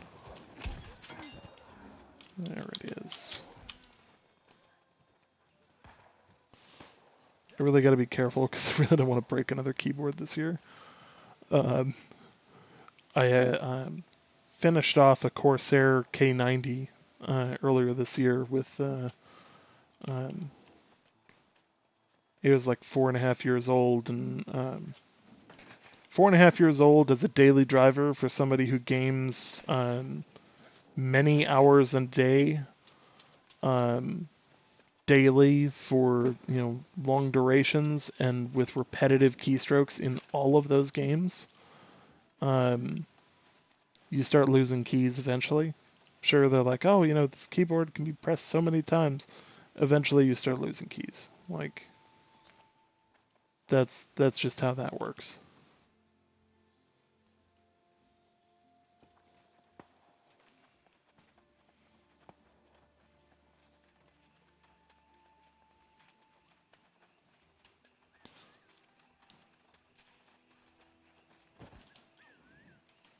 I do think that there should be additional stuff for mobility in terms of like mounts and stuff like that. No flying mounts or anything like that, and I think they need to be implemented like correctly.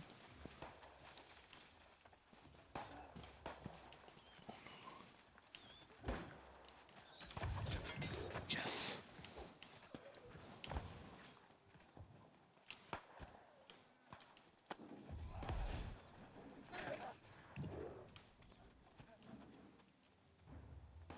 I think this one's going to respawn soon. But I also think that we should be able to swim. That's one of my other big ones. Like, I think we should be able to swim. You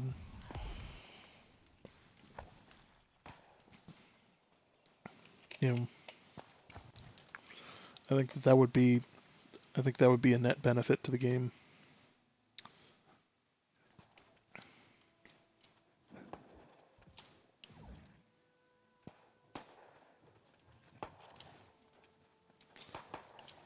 Where are all of these gunshots coming from?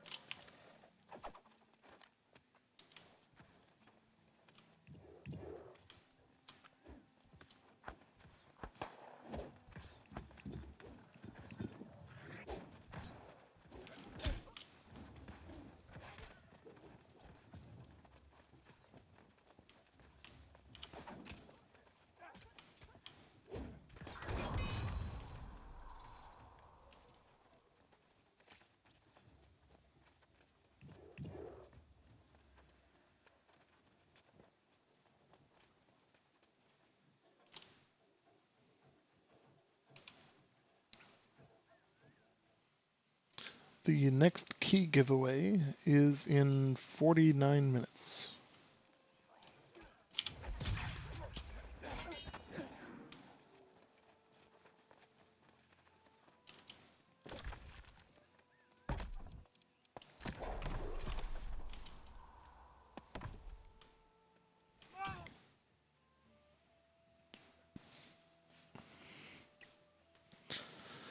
M.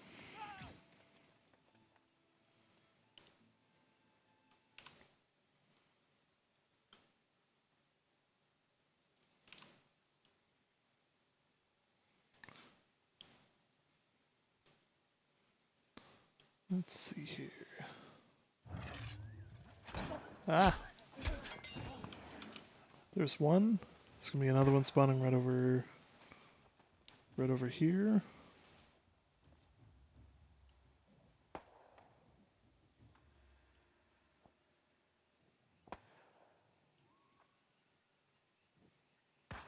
Theoretically?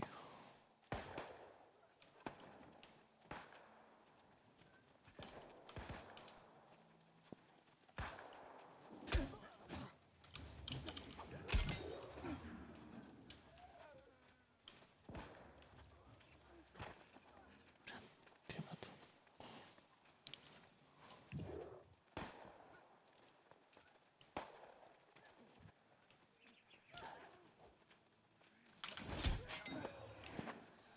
Oh, thank God.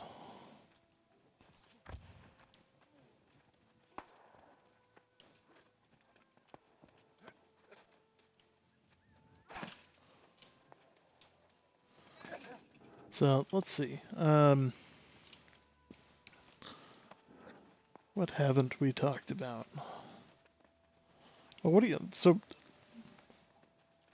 let me just ask this in a different way. What have we... or what do you guys want to talk about? Like, you know, feel like in... Or what do you guys want to talk about? Like, you know, feel like in... Or what do you guys want to talk about? Alright. Just want to make sure that the mic stuff wasn't coming through.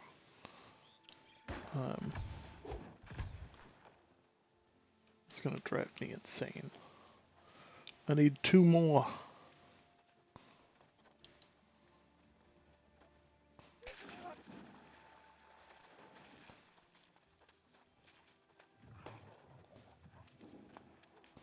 That was above me.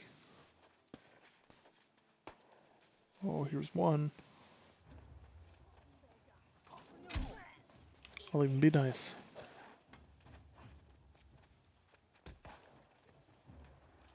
Well, these guys take like 6 years to kill anything. That's kind of mean. I gave them the hope that they were going to get on that kill.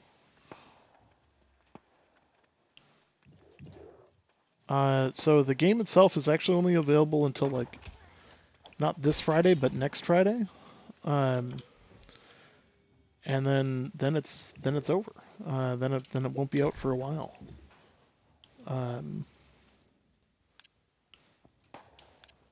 So it's not very long. Like the chance to play is fleeting. Probably get in another couple 100 hours and yeah.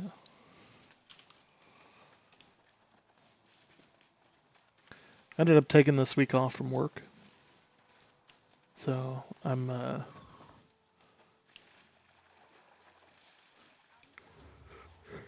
yeah, this is my vacation. Who would have thought, right? You know, at least I get a sandy beach on my vacation.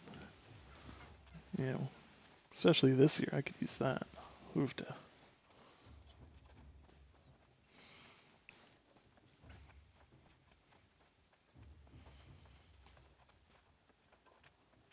Yeah, it's definitely been a year.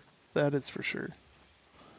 I don't know about you guys, but this year feels like it's been like 3 years in one.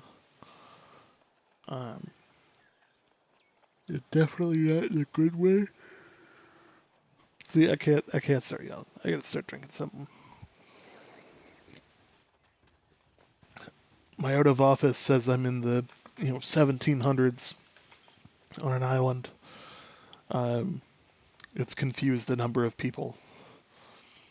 I'm vacationing in the New World. I will see you next week after the hurricane makes landfall.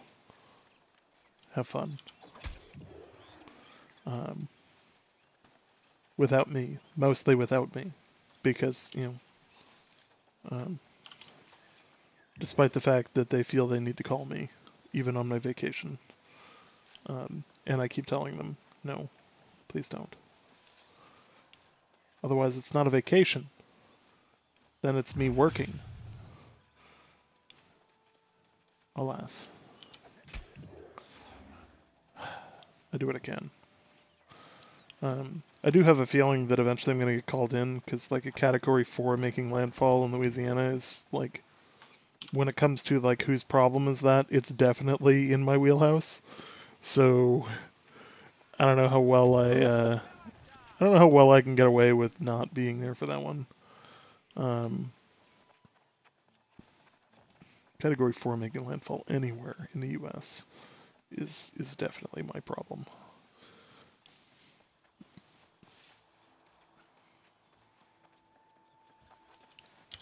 Herbs.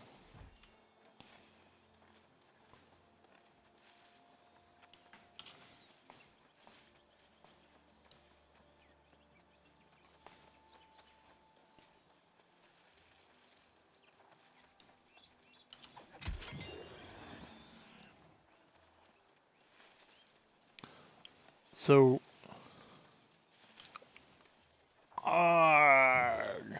that's a name for you.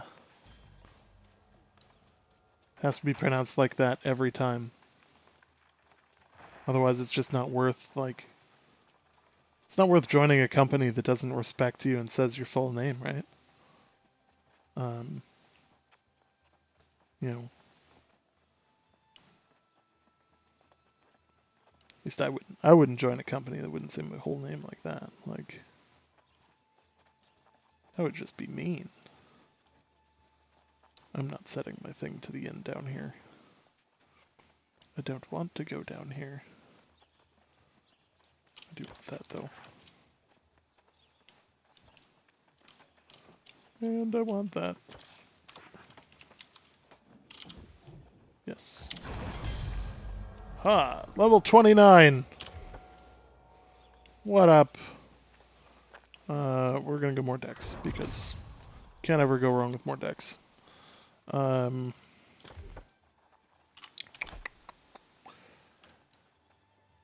you gotta be kidding me. Come on, there's more?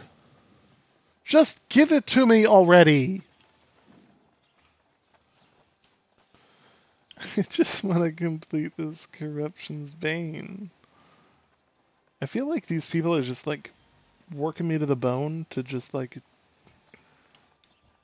get their like stuff done. Got the water for this.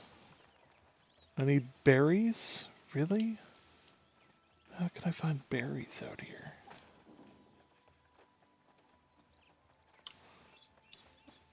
I bet they're gonna be over there.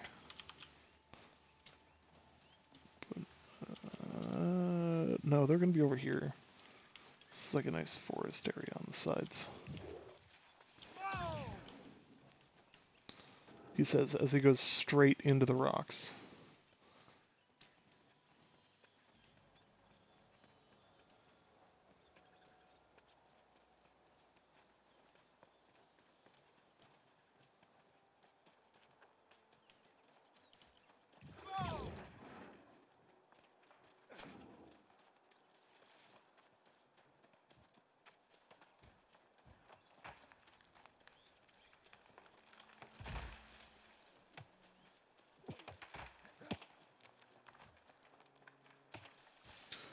So I'm thinking about getting a second PC for streaming. I feel like that would add some value and that it would free up some much needed resources. What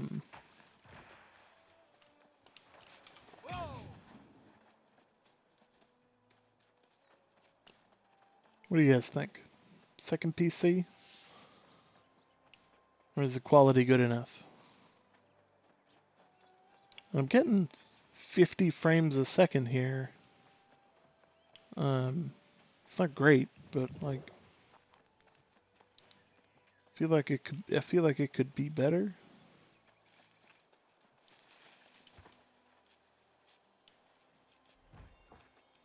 Do it. Just 'cause. I mean, that's fair too. Like, um,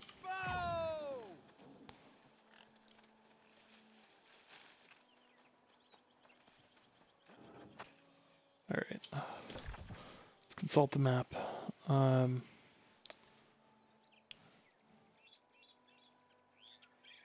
So, shrubland.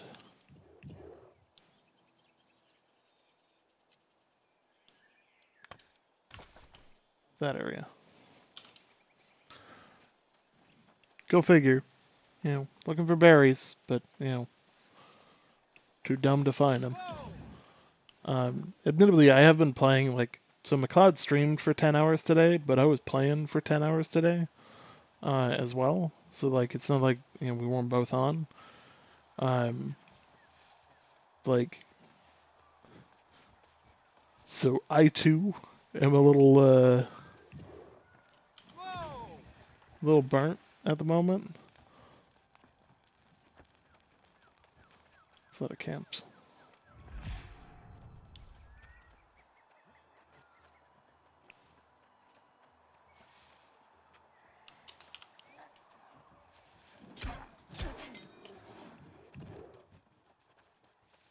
Berries.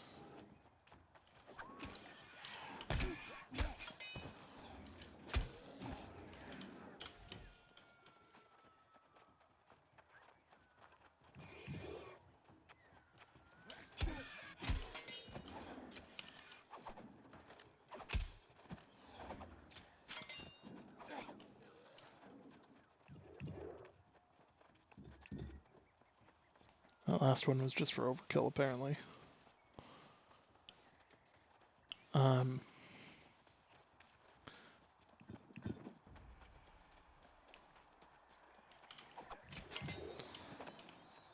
So I know I put AMA in the title, but there is actually some questions that, like, I straight up actually just am not allowed to answer. Like, Amazon's NDAs are pretty ironclad in a lot of ways, and of course, like, you know, once you make it in on their good side, you'd rather not, like, be off of their good side, if that makes any sense. When it comes to, you know, like, there's a difference between not having, like, critical opinion, because, like, obviously, like, I've said things that are critical to the game, but, like, there's a difference between that and, you know, violating my NDA, which, let me tell you, I got stories, if that ever happened. I just made a community manager, like, cringe.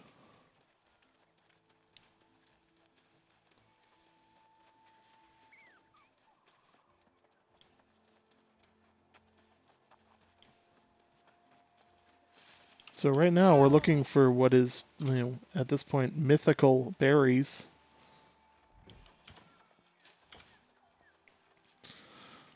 This is driving me a bit insane.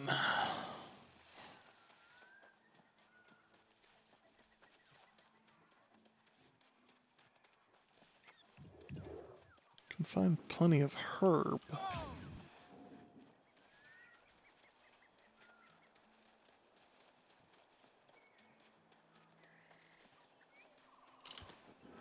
All of the herb, apparently.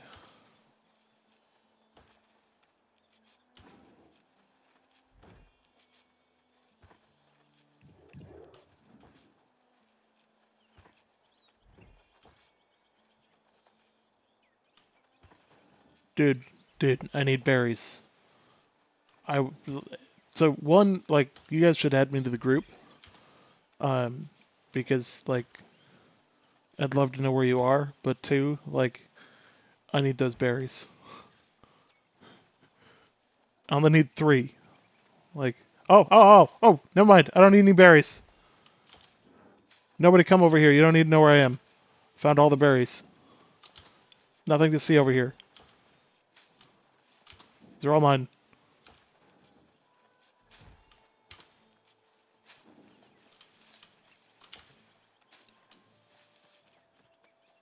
See, this is what I was looking for. They're orange, but like you got all this other orange shit out here, and they blend the fuck in. Like, it's not fair.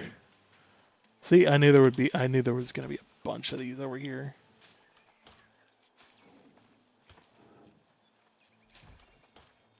Now, you guys are probably like, why are you collecting so many berries? The mission says you only need a couple. Listen, the mission is wrong. Very, very wrong. You need way more than a couple. Not to complete the mission, but what comes after the mission is important to note. You'll also note that I've been picking up a lot of herb. Gotta love the herb. Why do we love the herb? The herb is good. The herb is great. The herb is life. Always love the herb. If my boss heard me saying herb that many times in one sentence, I'm pretty sure I'd get a drug check. But alas, he's not here. So, herbs are important in this game. They're very important in this game, and I'm going to show you why exactly they're important and why I collected all of those berries in just a minute. Once I figure out where... Should there be a giant ship somewhere over here? Like...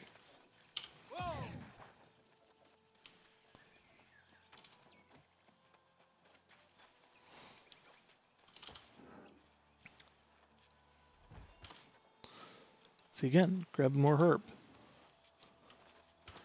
Now, so herb is used in healing tinctures. So much lag is an understatement. What is going on with this stream?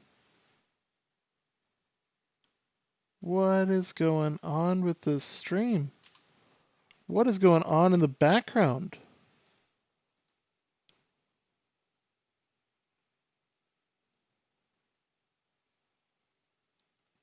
What's this?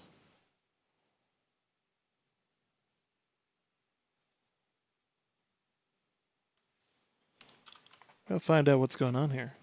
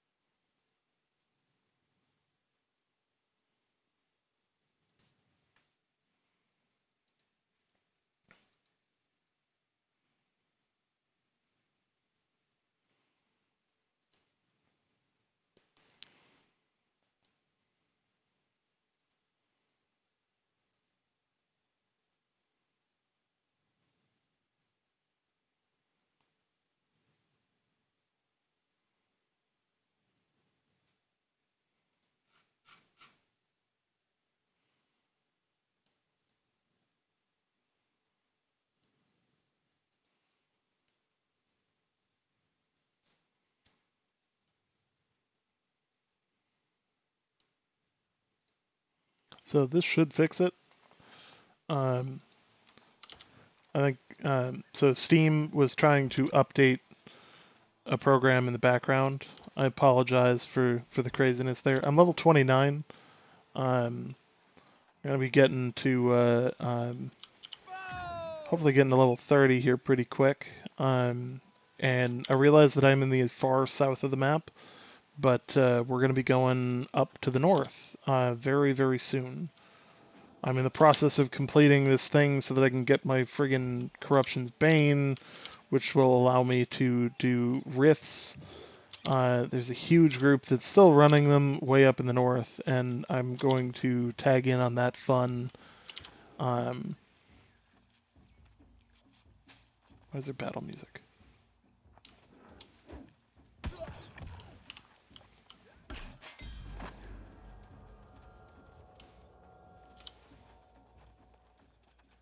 Okay. Anyways. Once I get this friggin' thing undone, once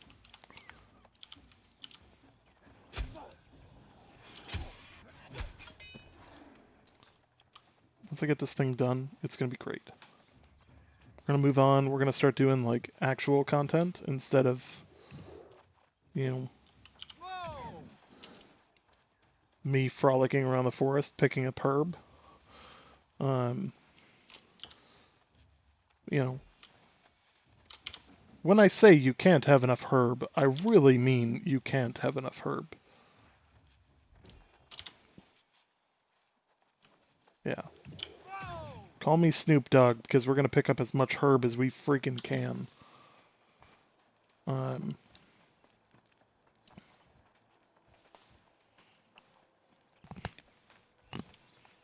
Oh, that was a lot of cracks. Oh. All right, I'm feeling loose. Feeling real loose. I'm going to need more Gatorade by like tomorrow at this rate. You know what I forgot to do?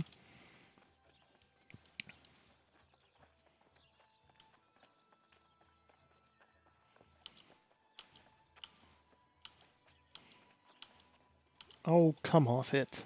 I am not in a landmark.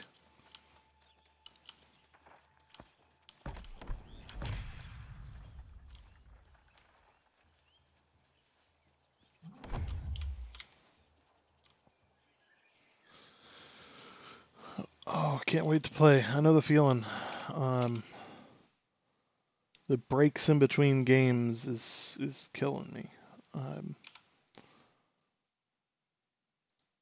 hoping they launch a new alpha in between as well. The reason that I cannot answer the question of when the next one will be is because I need to reopen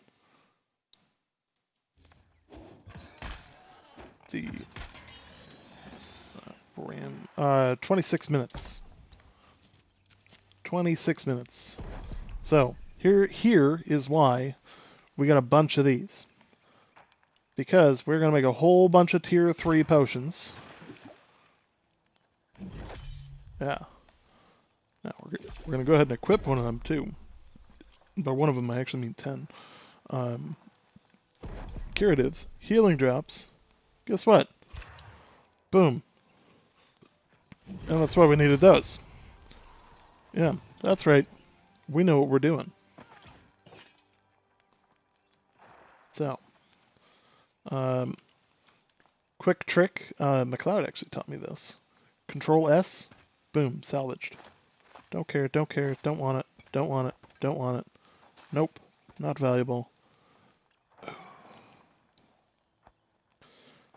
Nope, nope, nope, nope. And the rest are teeth. I don't want those. So, encryption.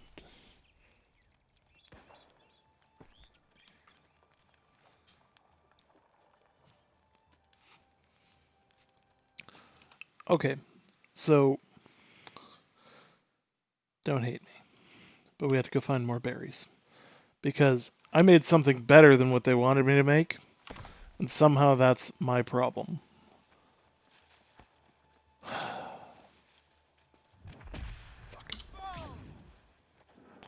Whatever.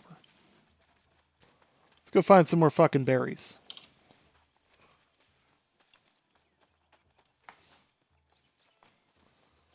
Product of my own success over here, you know. Getting stuff that's too good for the mission. Too good for the mission. That's always fun. But yes, let's go get the low-level stuff instead.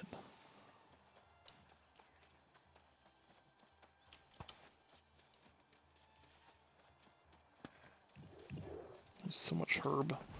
I hate bypassing herb. Like, Dude, if you have herb, can you come to me? You're like 200 meters off. Or not herb, but berries. This will save me some time. Like, it's friggin' killing me that I don't have friggin' stupid fucking berries. Stupid.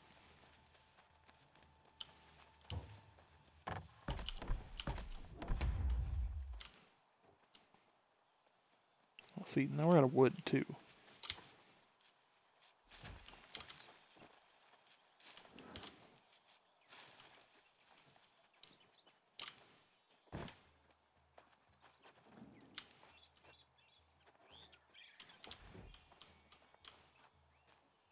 Get back up a little bit. Poof.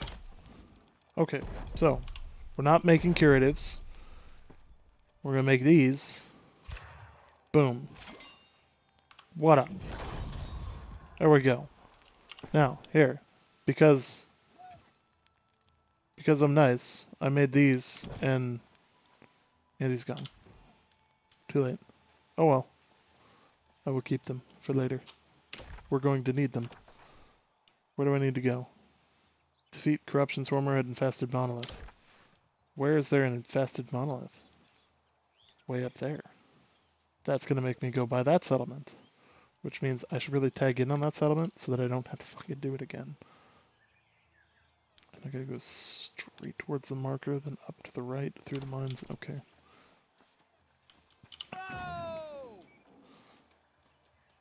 What's max level in this game? Max level is 60. And unless you were cheesing the shit out of it, you ain't gonna get there anytime soon. Yeah, I know. I was gonna give you free stuff. Well, I mean, not really free stuff. It was more like, you know, hey, I turned what you gave me into something, and was going to give you that in return for getting me berries, and enabling me to get to the next, you know, bit of content.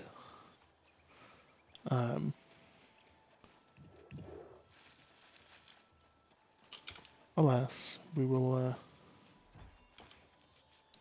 Yeah. So we got 25 people in here and like 3 people talking. I'm curious if everyone else is just here for keys,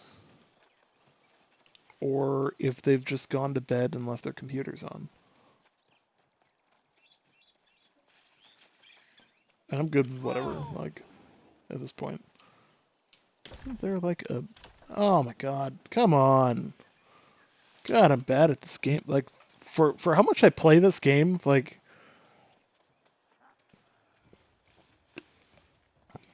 You don't spend that much time down here. Oh, that's good. You know, there's a bunch to know about this game, and I do know a decent amount. Not everything, but I know a good amount.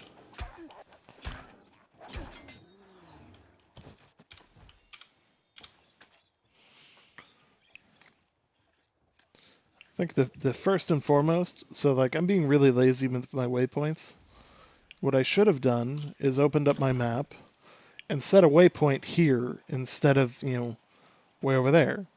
So what I'm going to do here is I'm going to set a waypoint for that gap so that I don't miss it.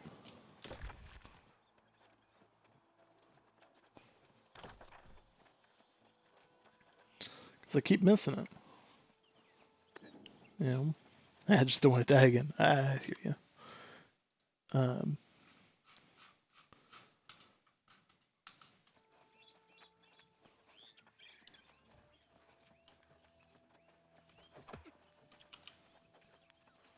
Should really use my life staff more for travel. There's a good amount of PvP, like especially on this server. Like, if you're on a high population server, PvP is very easy to find. You know, like PvP missions net you a lot if you can actually complete them. But one of the challenges with that is that you have to actually complete them. Um, and that's not a guarantee because, you know, other people are going to PvP. Not to mention the fact that, like, if you're PvPing in a territory that isn't necessarily yours, um, or like your company's, then you might have a bad time. I'm just going to let him do his thing. Good on him. Good for you for taking on a bunch of enemies at one time. Not my problem. Hello. Nope.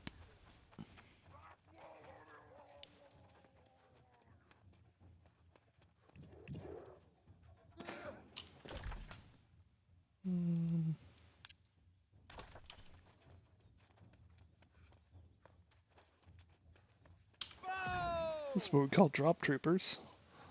Huzzah! Then you chug a potion right away. I don't have a potion to chug, so I'm gonna eat some freaking cooked berries. Heck yeah. I don't know anybody that cooks berries. It's like,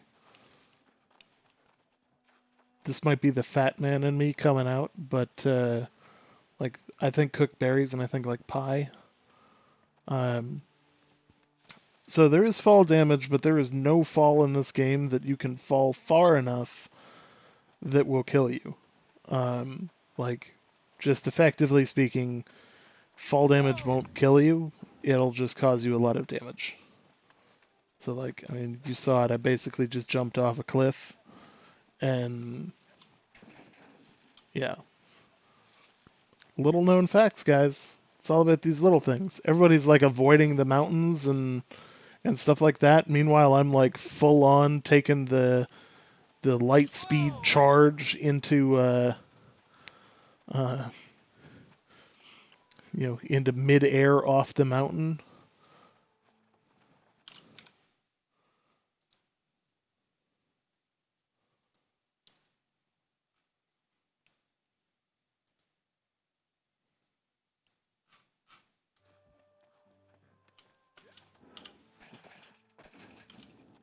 That's what happens when you trigger a thing halfway through a fall.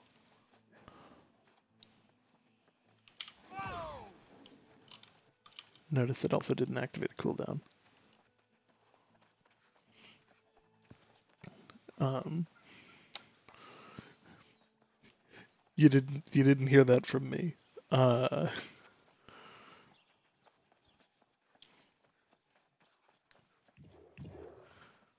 What's this? Steamed squash. I will take that.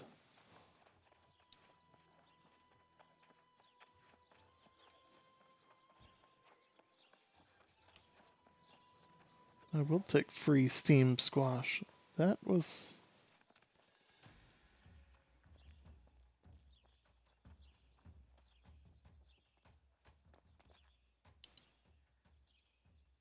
Huh. Okay then.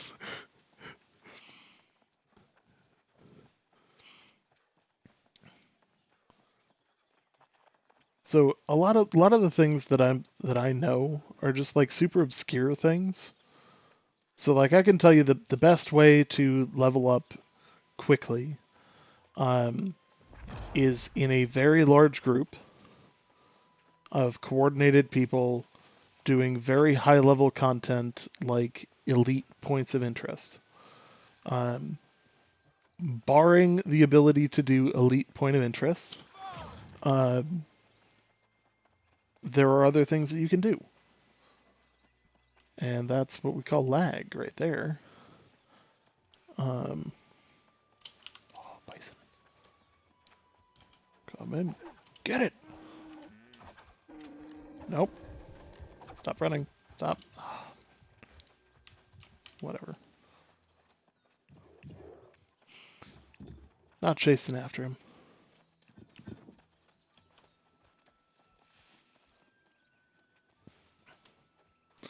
So, here is where things get kind of cool.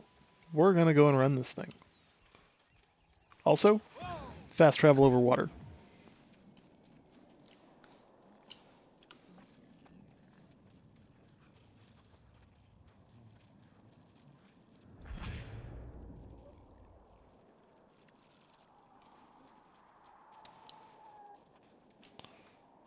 They're gonna respawn?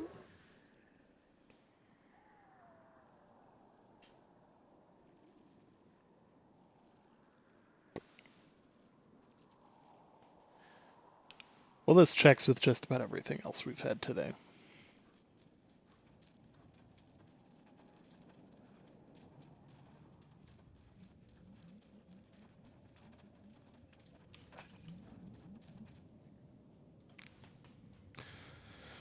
Are there multiple servers worldwide? I live in Asia, so might lag if I join the US. So there are. There are servers. Please don't kill him.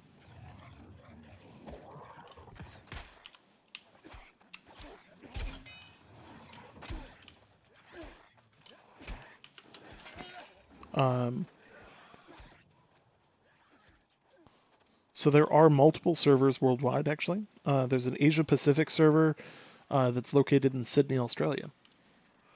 And within that server, there are multiple sub-servers as well. They've got a setup in Brazil. They've got... This one over here, by the way. They've got one in Germany. What level should I be leveling up during my leveling grind? So you want to get like 3 points into... Here. Let me bring them up. So Hatchet is hands down like the most important. Because right now it's just broken. I kind of hope they like live patch the damage on it. Or like the swing speed.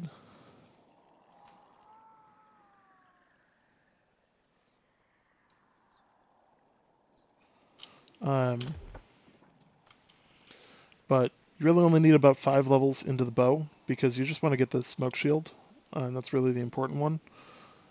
That's for sieges. If you want to play with bows and muskets, you can do that. Like, that's totally a thing. But hatchets and swords are like where it's at.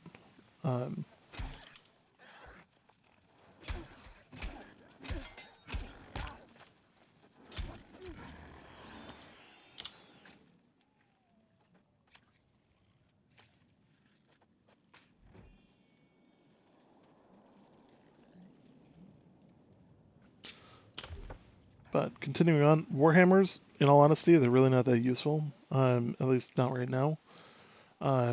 Fire staves and life staves, these are good to... Oh, hello. We've run into Captain Thorpe again. Yeah. That was anticlimactic. Was he ever even here?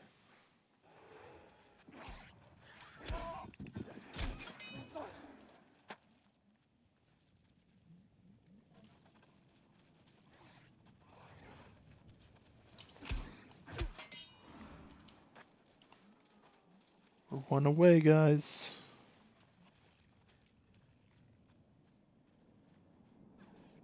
So, it's not necessarily that the hammer is bad. It's got its circumstances where it's useful. There's a reason that, like, late game it's useful because it deals a lot of damage. But it's got some downfalls to it as well. In that it's just wicked slow. Like, its abilities are great. Don't get me wrong. What it lacks in being a good, like, regular melee weapon for, like, your basic attacks, it makes up for in its abilities. For PvP, the hatchet is god right now. And it's because you can just... Your attack swings are too close together, and you can just stun lock people.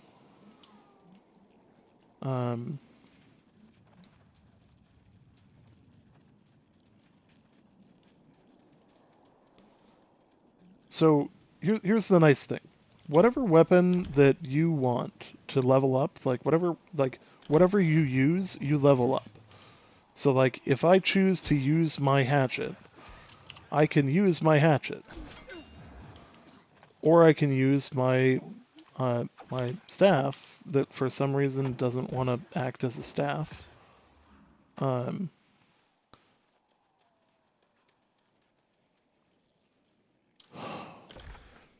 Why?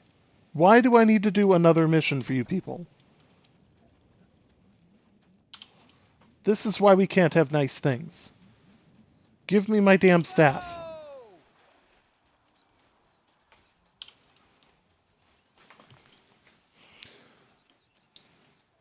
So, as I was saying, you don't actually really need to worry about playing as a specific class or anything like that, because whatever weapon you want to level up is the weapon that you get to use. Like, you know, that you want to use. Some of the nice parts about this, my cooldown's not going to go by then, anyways.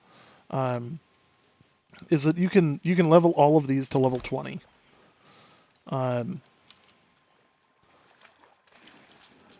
Yeah, I didn't time that out well.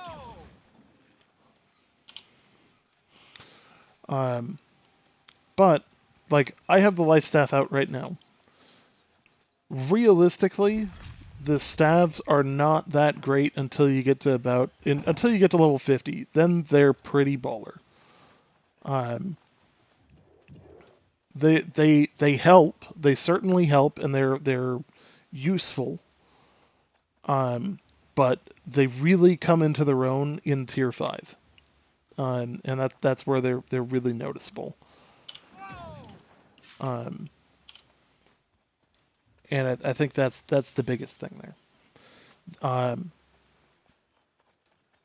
But the cool thing is, at any point in time, if you take the time to level all of them, you have the choice of any weapon you want to use. The challenge is when it comes to attributes.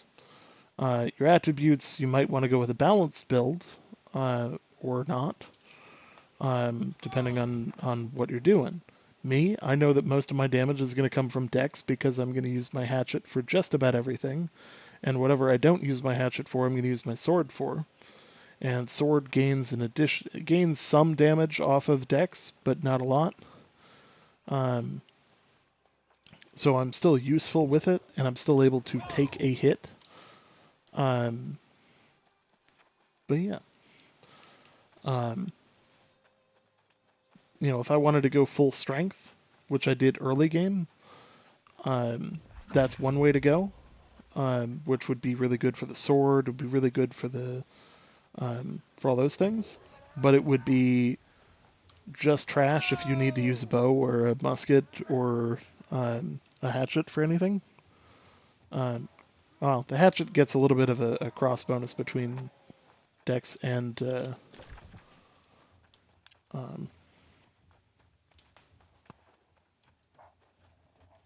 hey, thanks for the follow.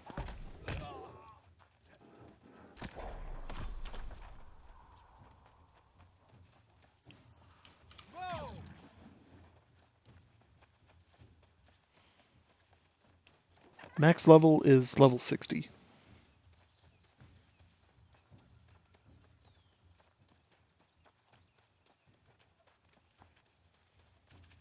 If you want to troll people, this is the best way to do it.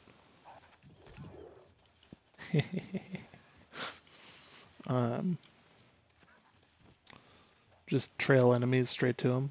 It's good times.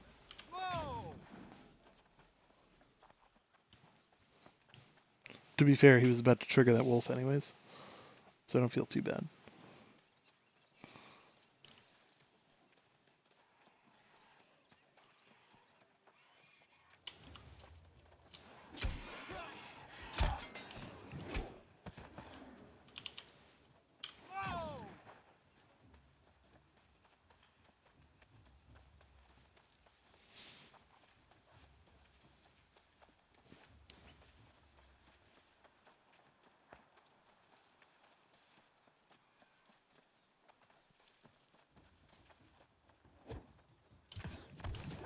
Right, because that's the button I pressed.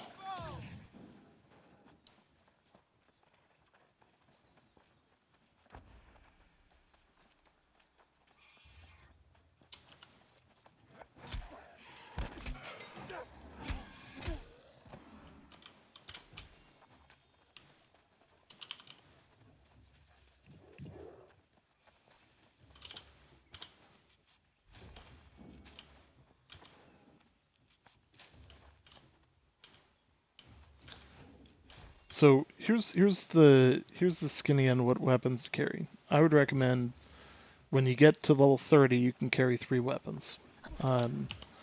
And after that point, you want to carry the hatchet as one. You want to carry the sword as another with the shield. And from there, you're probably going to want either a life staff or a fire staff for the mobility aspect more than anything else. From there, it's useful to carry a bow in your inventory, but not necessarily. Not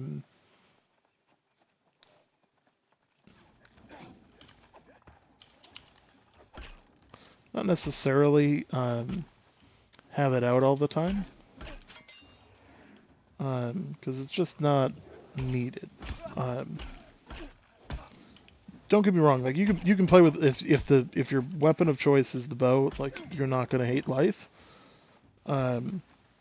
It's not like the major meta, but like at a certain point, like you also have to like enjoy what you're doing.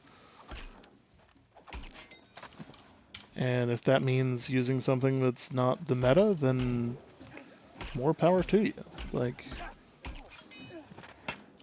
you know, for instance, it's probably not the meta to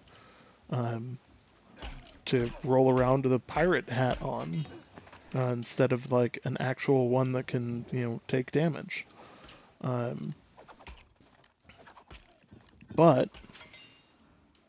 bite me. I like wearing a pirate hat. Next raffle should be relatively soon, actually. Let me get out of combat here, and I'll check the timer.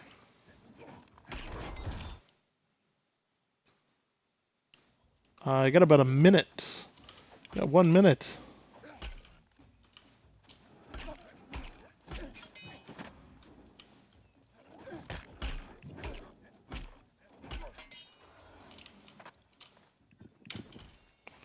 Two, 3 uncommon musket. Heck yeah.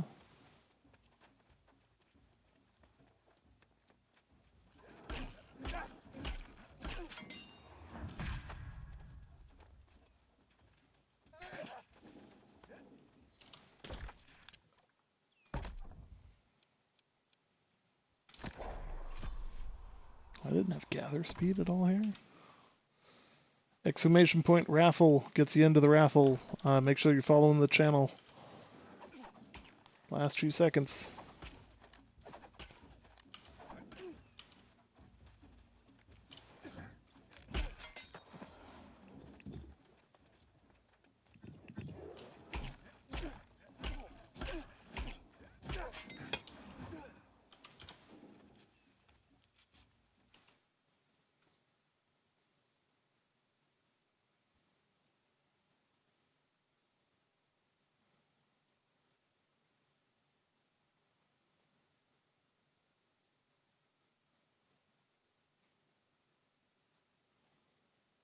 What the heck is going on here?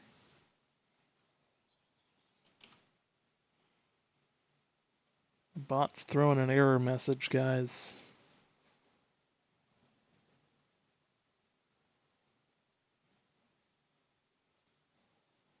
Hey! Me mech, me win! You just won a game key.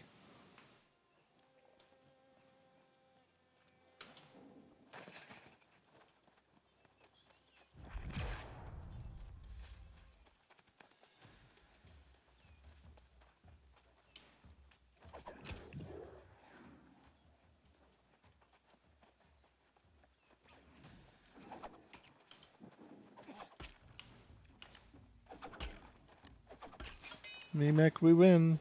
You got a convo. There he is. Go ahead and convo the channel. Alex up in chat so it's easier to find.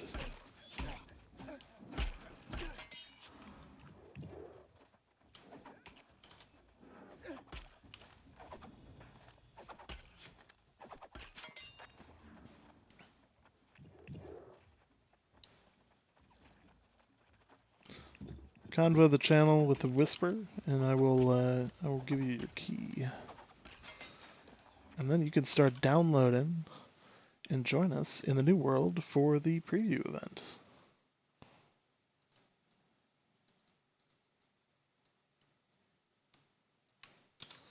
Is it bad that I almost gave him like 4 keys? Copied and pasted the wrong thing?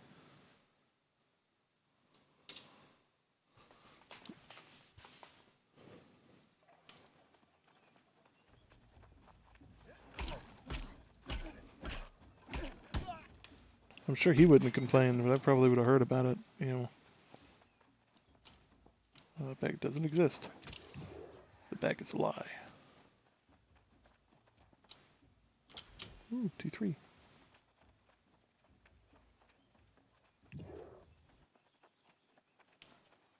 Oh, I need to search chests. What am I doing? I've been avoiding chests the whole time. Nobody warned me.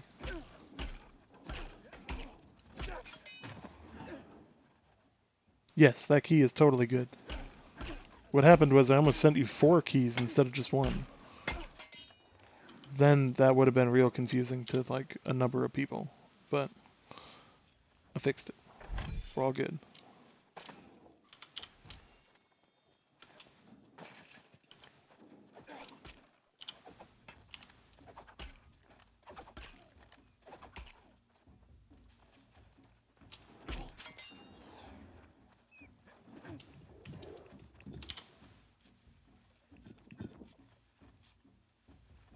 Works in Steam, by the way. If I didn't say that already. Top bar of Steam, hit games, and then go over to games, then activate key or something like that. Or add game.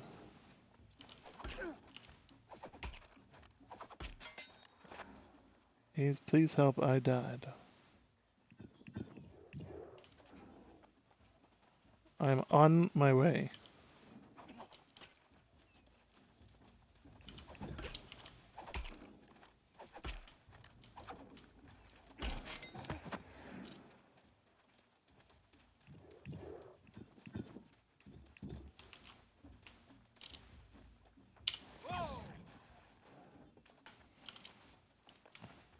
Ooh, my back.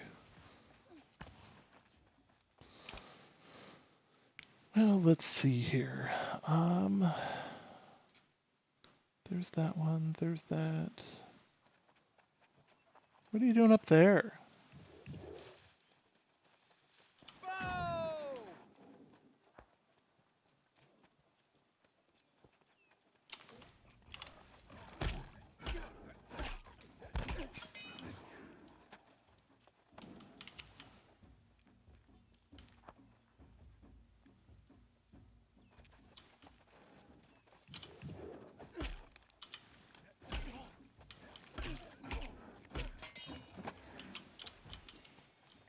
Oh, T3 rare hatchet. So I'm talking about.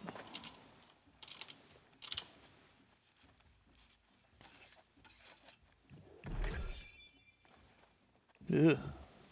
T2. Oh boy, no.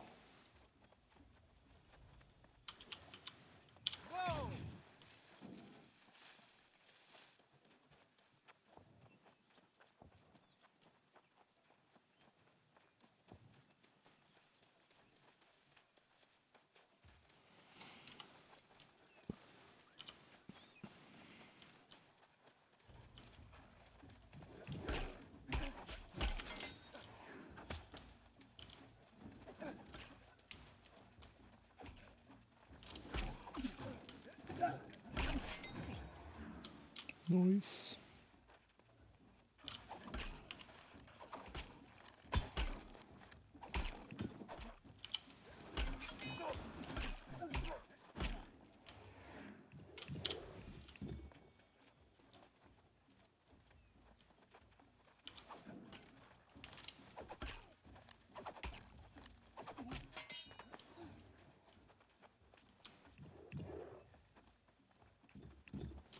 Oh, I need chests.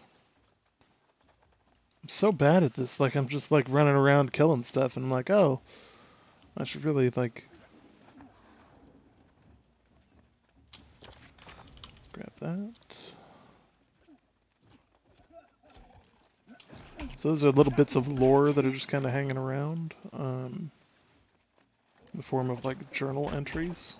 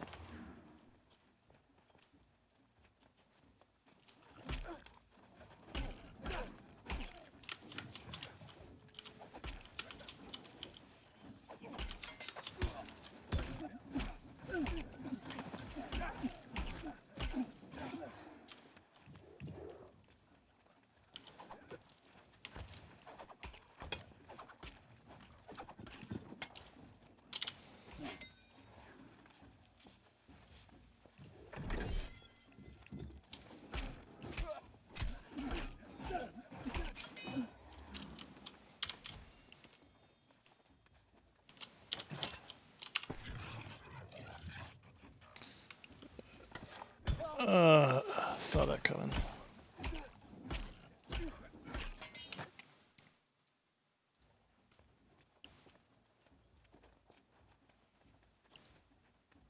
Those death cats are no joke.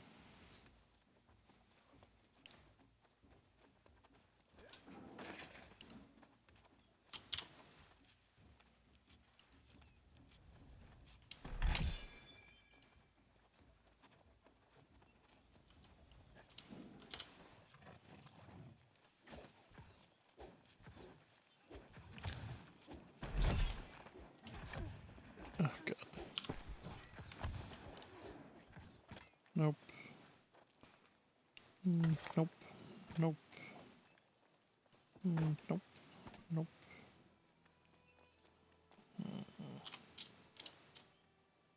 Nope. Don't care. Don't care. Don't care. Don't want it. Don't. Nope. Nope. Nope. Nope. Nope. Nope. Nope. Nope. Somebody else's problem. Lighten the load a little bit. So,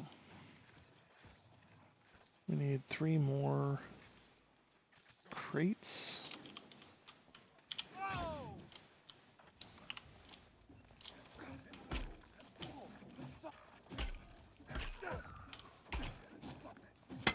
There's that guy. Come on.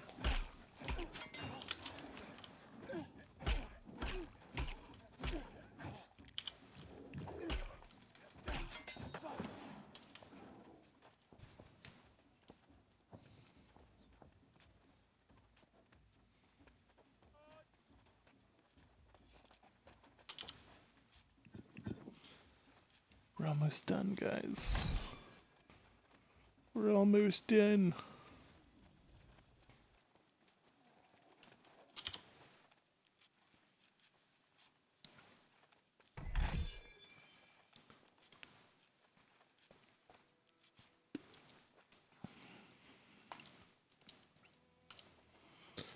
Let's see.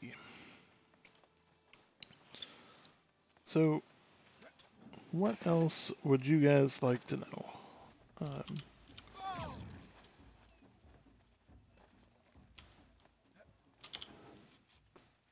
So that's 10 out of 10.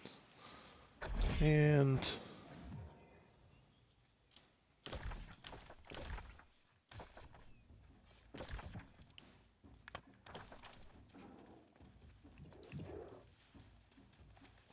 I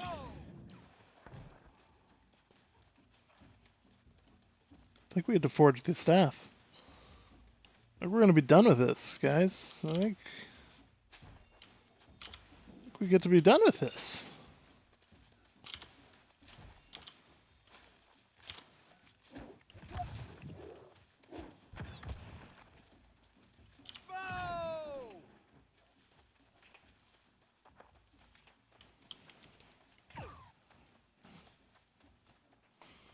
Then we get to go up north. We get to farm stuff that matters. It's going to be great.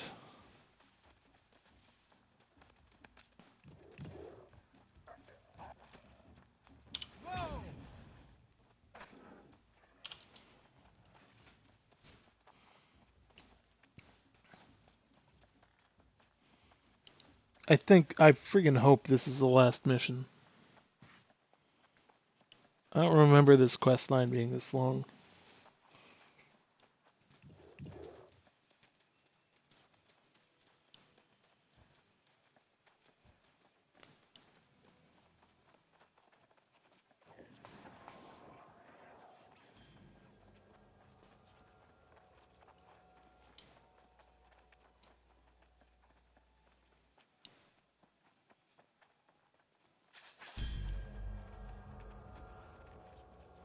It's the highest, legendary is the highest rarity.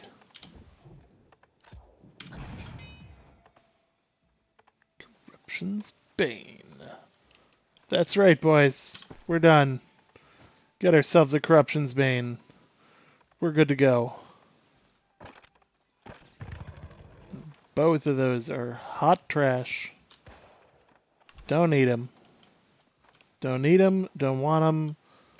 Don't even want to look at them.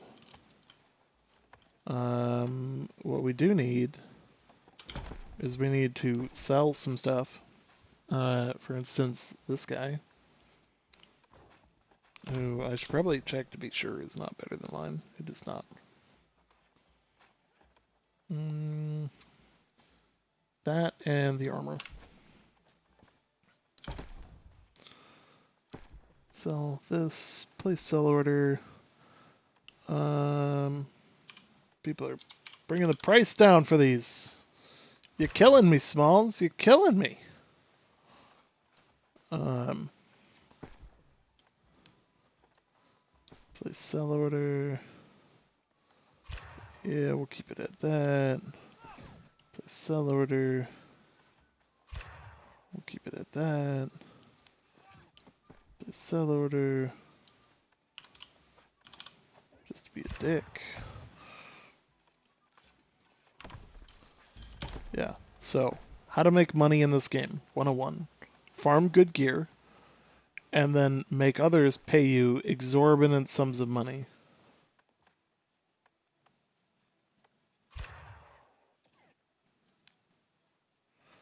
So, these are all of the things that people have paid me. And look at that. Look at that. That's thousands. Thousands on thousands on thousands on thousands on thousands of gold. This is how you make money. This is money. Making it, 7 gold off of a minion, that's not making money. I get 3,000 in one pop. That is how you make money. So, we are going to go up here, but we're going to fast travel to here because we left our recall to the inn up there for a reason, in that we can do this once per hour for free without burning any Azoth. And I knew I was going to go up there, and I wasn't sure if I was going to get stuck way the hell in the south, and yeah.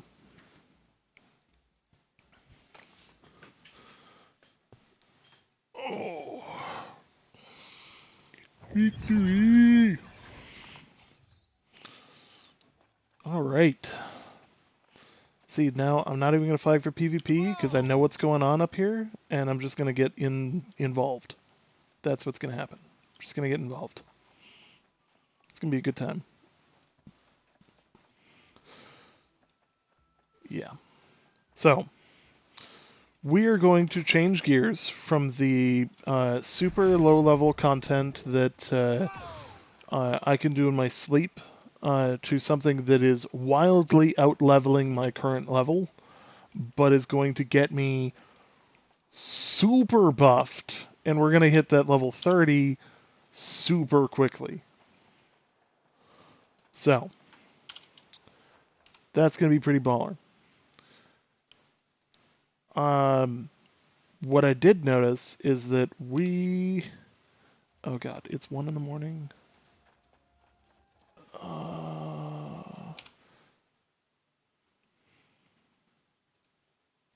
How bad do I want to screw with my sleep schedule?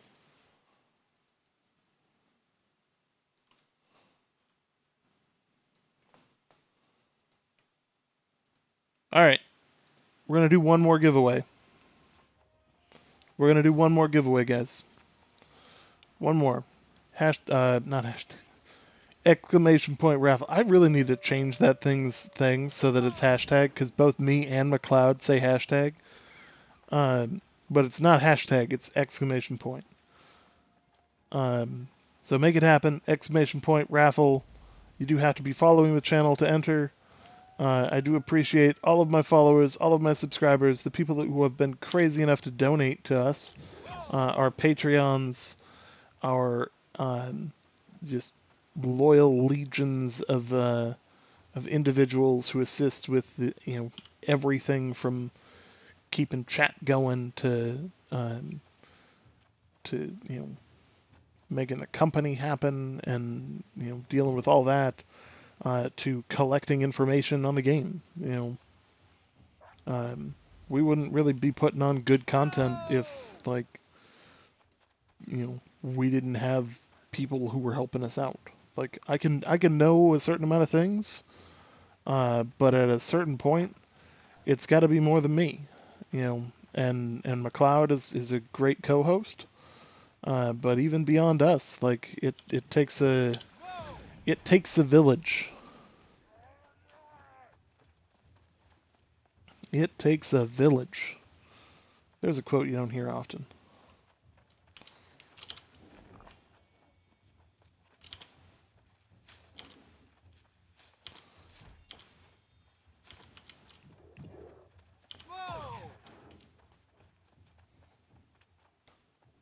So, you guys excited to see some higher level shit? I'm not seeing the excitement that I'd like to see in the chat. That is prerequisite of the moment here. We're in the cold north. So other games that I play. Oh, that's a good one. Let's see. I play. Recently, I've been playing Shipbreaker as kind of like a time killer game. But I've also been playing, and I 0 to 100% played Assassin's Creed Origins, and I'm in the process of doing the same for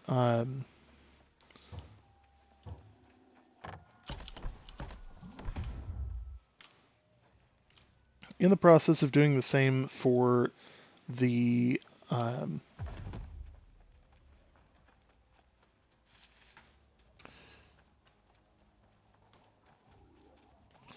so the Sword and Shield actually gives you a bonus if you level it all the way up. That I would show you, but I just triggered a whole bunch of stuff, and I'm trying to get to here in time.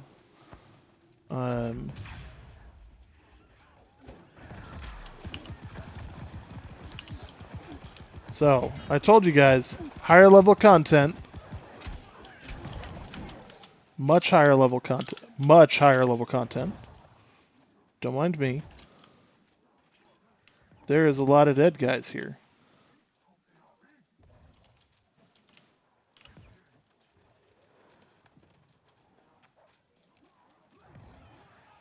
There's a lot of dead, envious dudes here.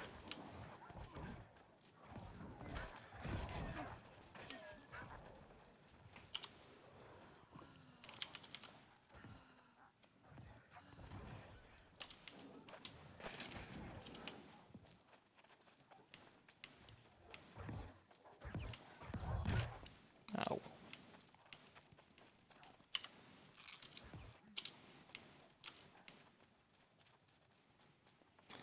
So, now, what we're doing here is we are hoping that these guys will carry us.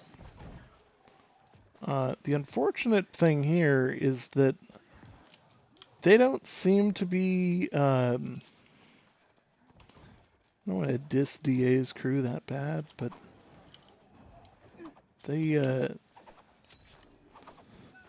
appear to be having some challenges with the content. We're gonna pseudo hide because I need to pop into my inventory, and I need to put. Come on. There we go. Need to put these in, and we're gonna pop corruption potions. See that? Yeah. All right. So we're not taking damage.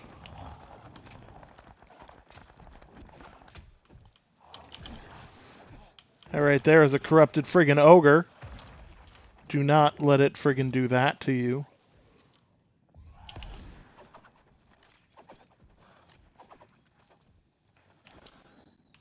Oh, 1 second.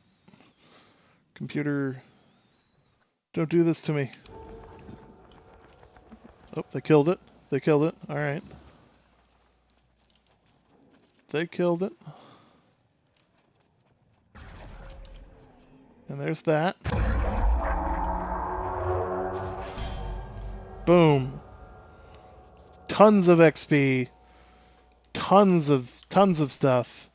Also, that right there is a major breach cache.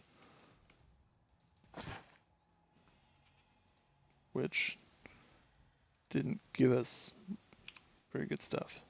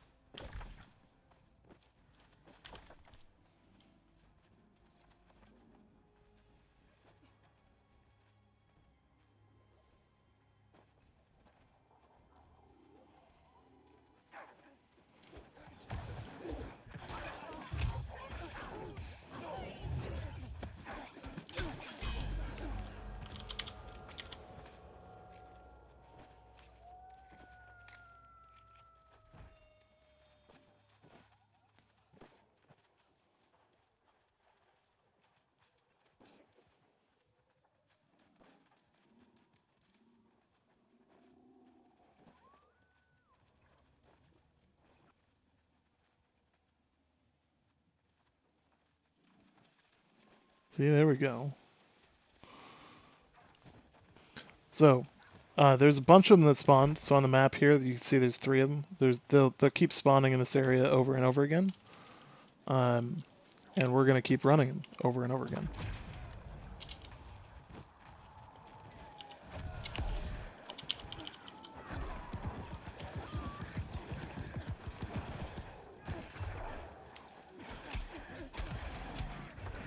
Now these are pretty high level. These are 45s. So I would these are not your amateur. These are not rookie time events right here. These are big boy put on your right pants for this type event.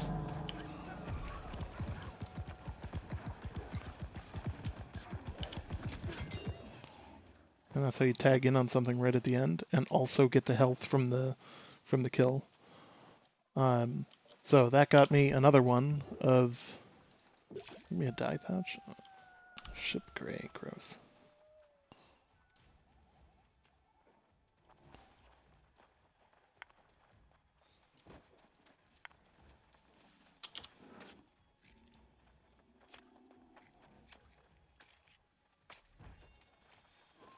What is with the friggin' delay, guys? Let's go. They're respawning all over. Like, yeah? Let's maybe make a run for it here.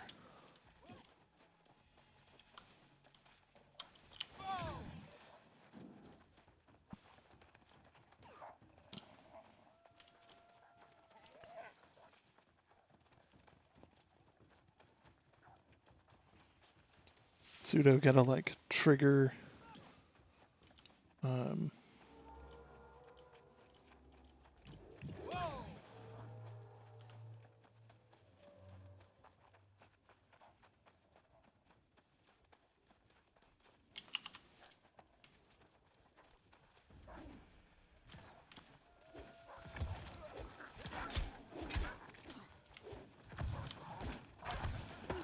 so notice this wolf is bouncing around. Like, they get harder to kill. They get much harder to kill. One, they get a lot more health, but two, like, their AI is not the same.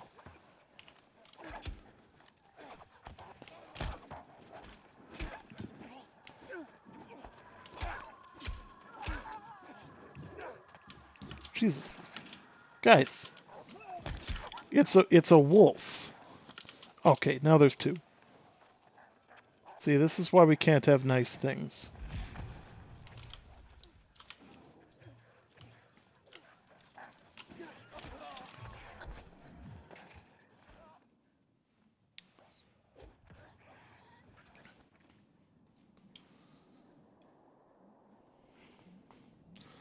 See, they just go and they trigger all kinds of stuff. They just go and trigger all kinds of stuff and then wonder why everything goes wrong. Yeah, let's finish the event. Where is the rest of the group?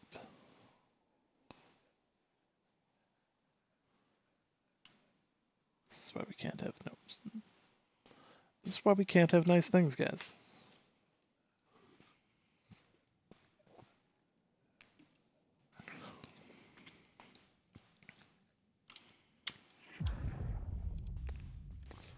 That's right. We're gonna camp right here anyways. This is why we put a camp here.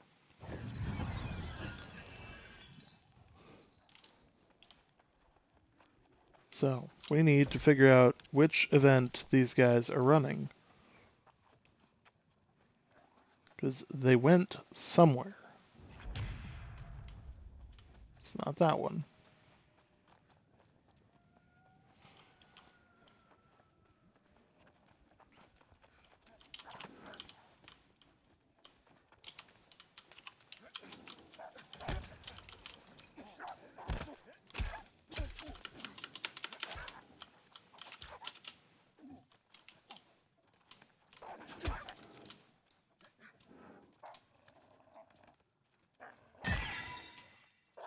That's not good.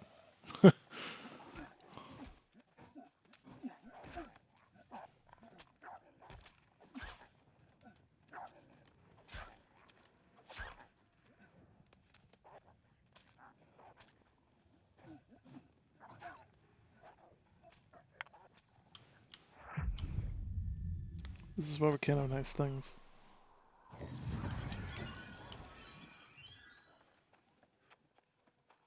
See, now it goes full health.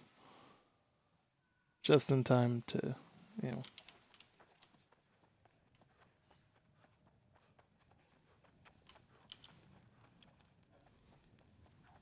Now, the real question is, where the fuck did Envious go?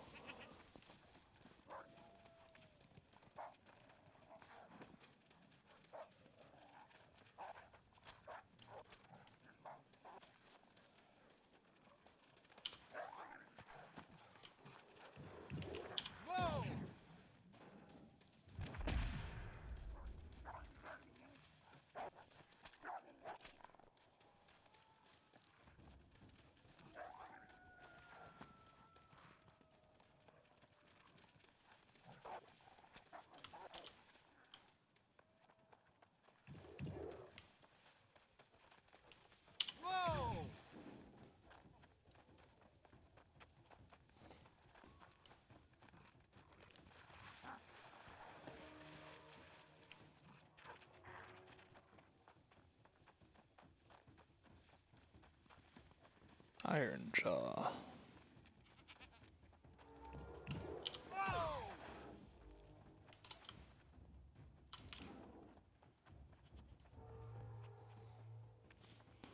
So, that looks like player interaction over there. We're gonna nose our way in just to find out that it's not. And that I need to go around.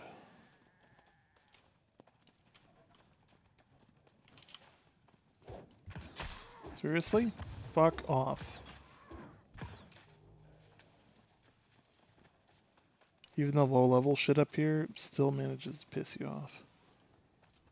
I think our group that's supposed to be running up here is not running up here anymore.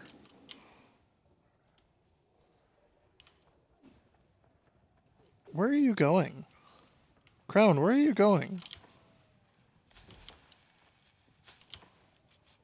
You know there's like bushes like all over the place, right? Like, boom. Well, I thought I was building your camp, but apparently not.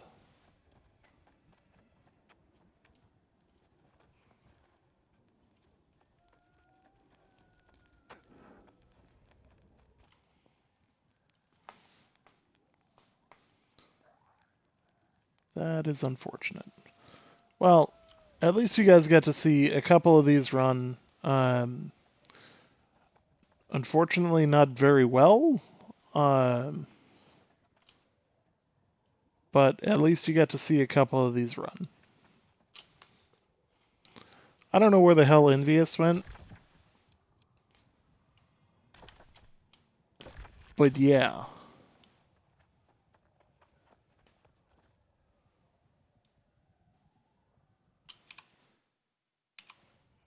How much time is left on this giveaway? Oof.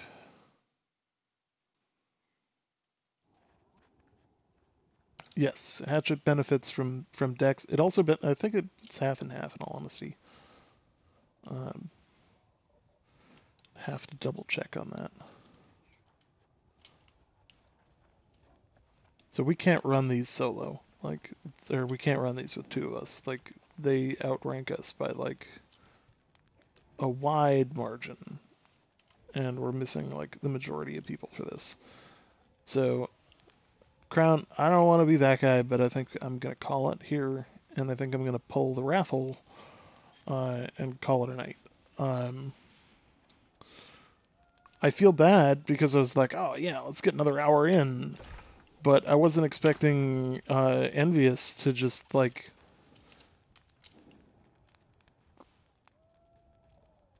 Let's find a good way to put this that's not going to like diplomatically cut us off.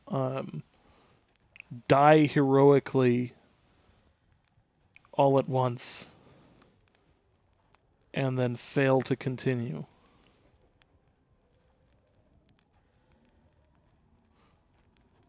That's the best way to put that, I think. So, that said, I'm going to like just plop down next to my camp. There's a reason that I've got extra stuff here because we're gonna make some... I'm gonna do what I can to try and get rid of this freaking visual stutter my computer has. But, you know. Alright. With that, I'm gonna log out. That's all I can do for now. I appreciate everyone who's been watching, the awesome subs and all of that. Let's quick pull our giveaway here.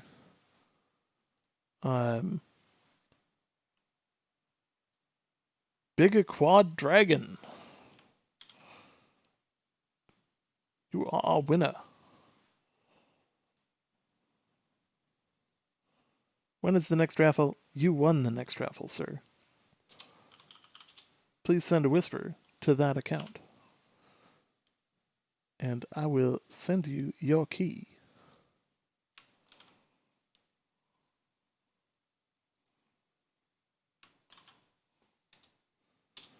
Boom. What up?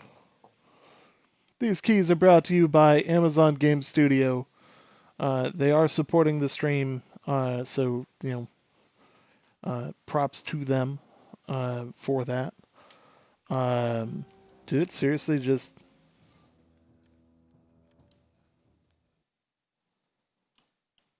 I'm just gonna drop that. It's not a thing. Completed it. It's good. It's good. With that, that's all I've got. I want to thank you guys for watching the show today. It has been an interesting one. Tomorrow, my aim is to do those rifts all day and get massively leveled and a whole bunch of bright shiny gear. They're in Brightwood. Oh, go figure. Yeah, running from the battle. Um, and yeah, we'll kick that off. I know McLeod has got to finish up the missions that I was just finishing tomorrow. I would imagine when he kicks off, those will probably be what he's working on, and then he'll probably do the same. So he'll probably be up streaming tomorrow before I am, because this is my vacation as well, and I am going to I'm gonna be that guy, and I'm gonna sleep in, and that's gonna be what it is. I might even break out a margarita early in the morning, you know, because I can. Um, but I think the important thing is tomorrow. I know at least one of you guys very recently has started downloading the client here. The rest of you guys, I sincerely hope to see you guys in the new world. Thanks for watching.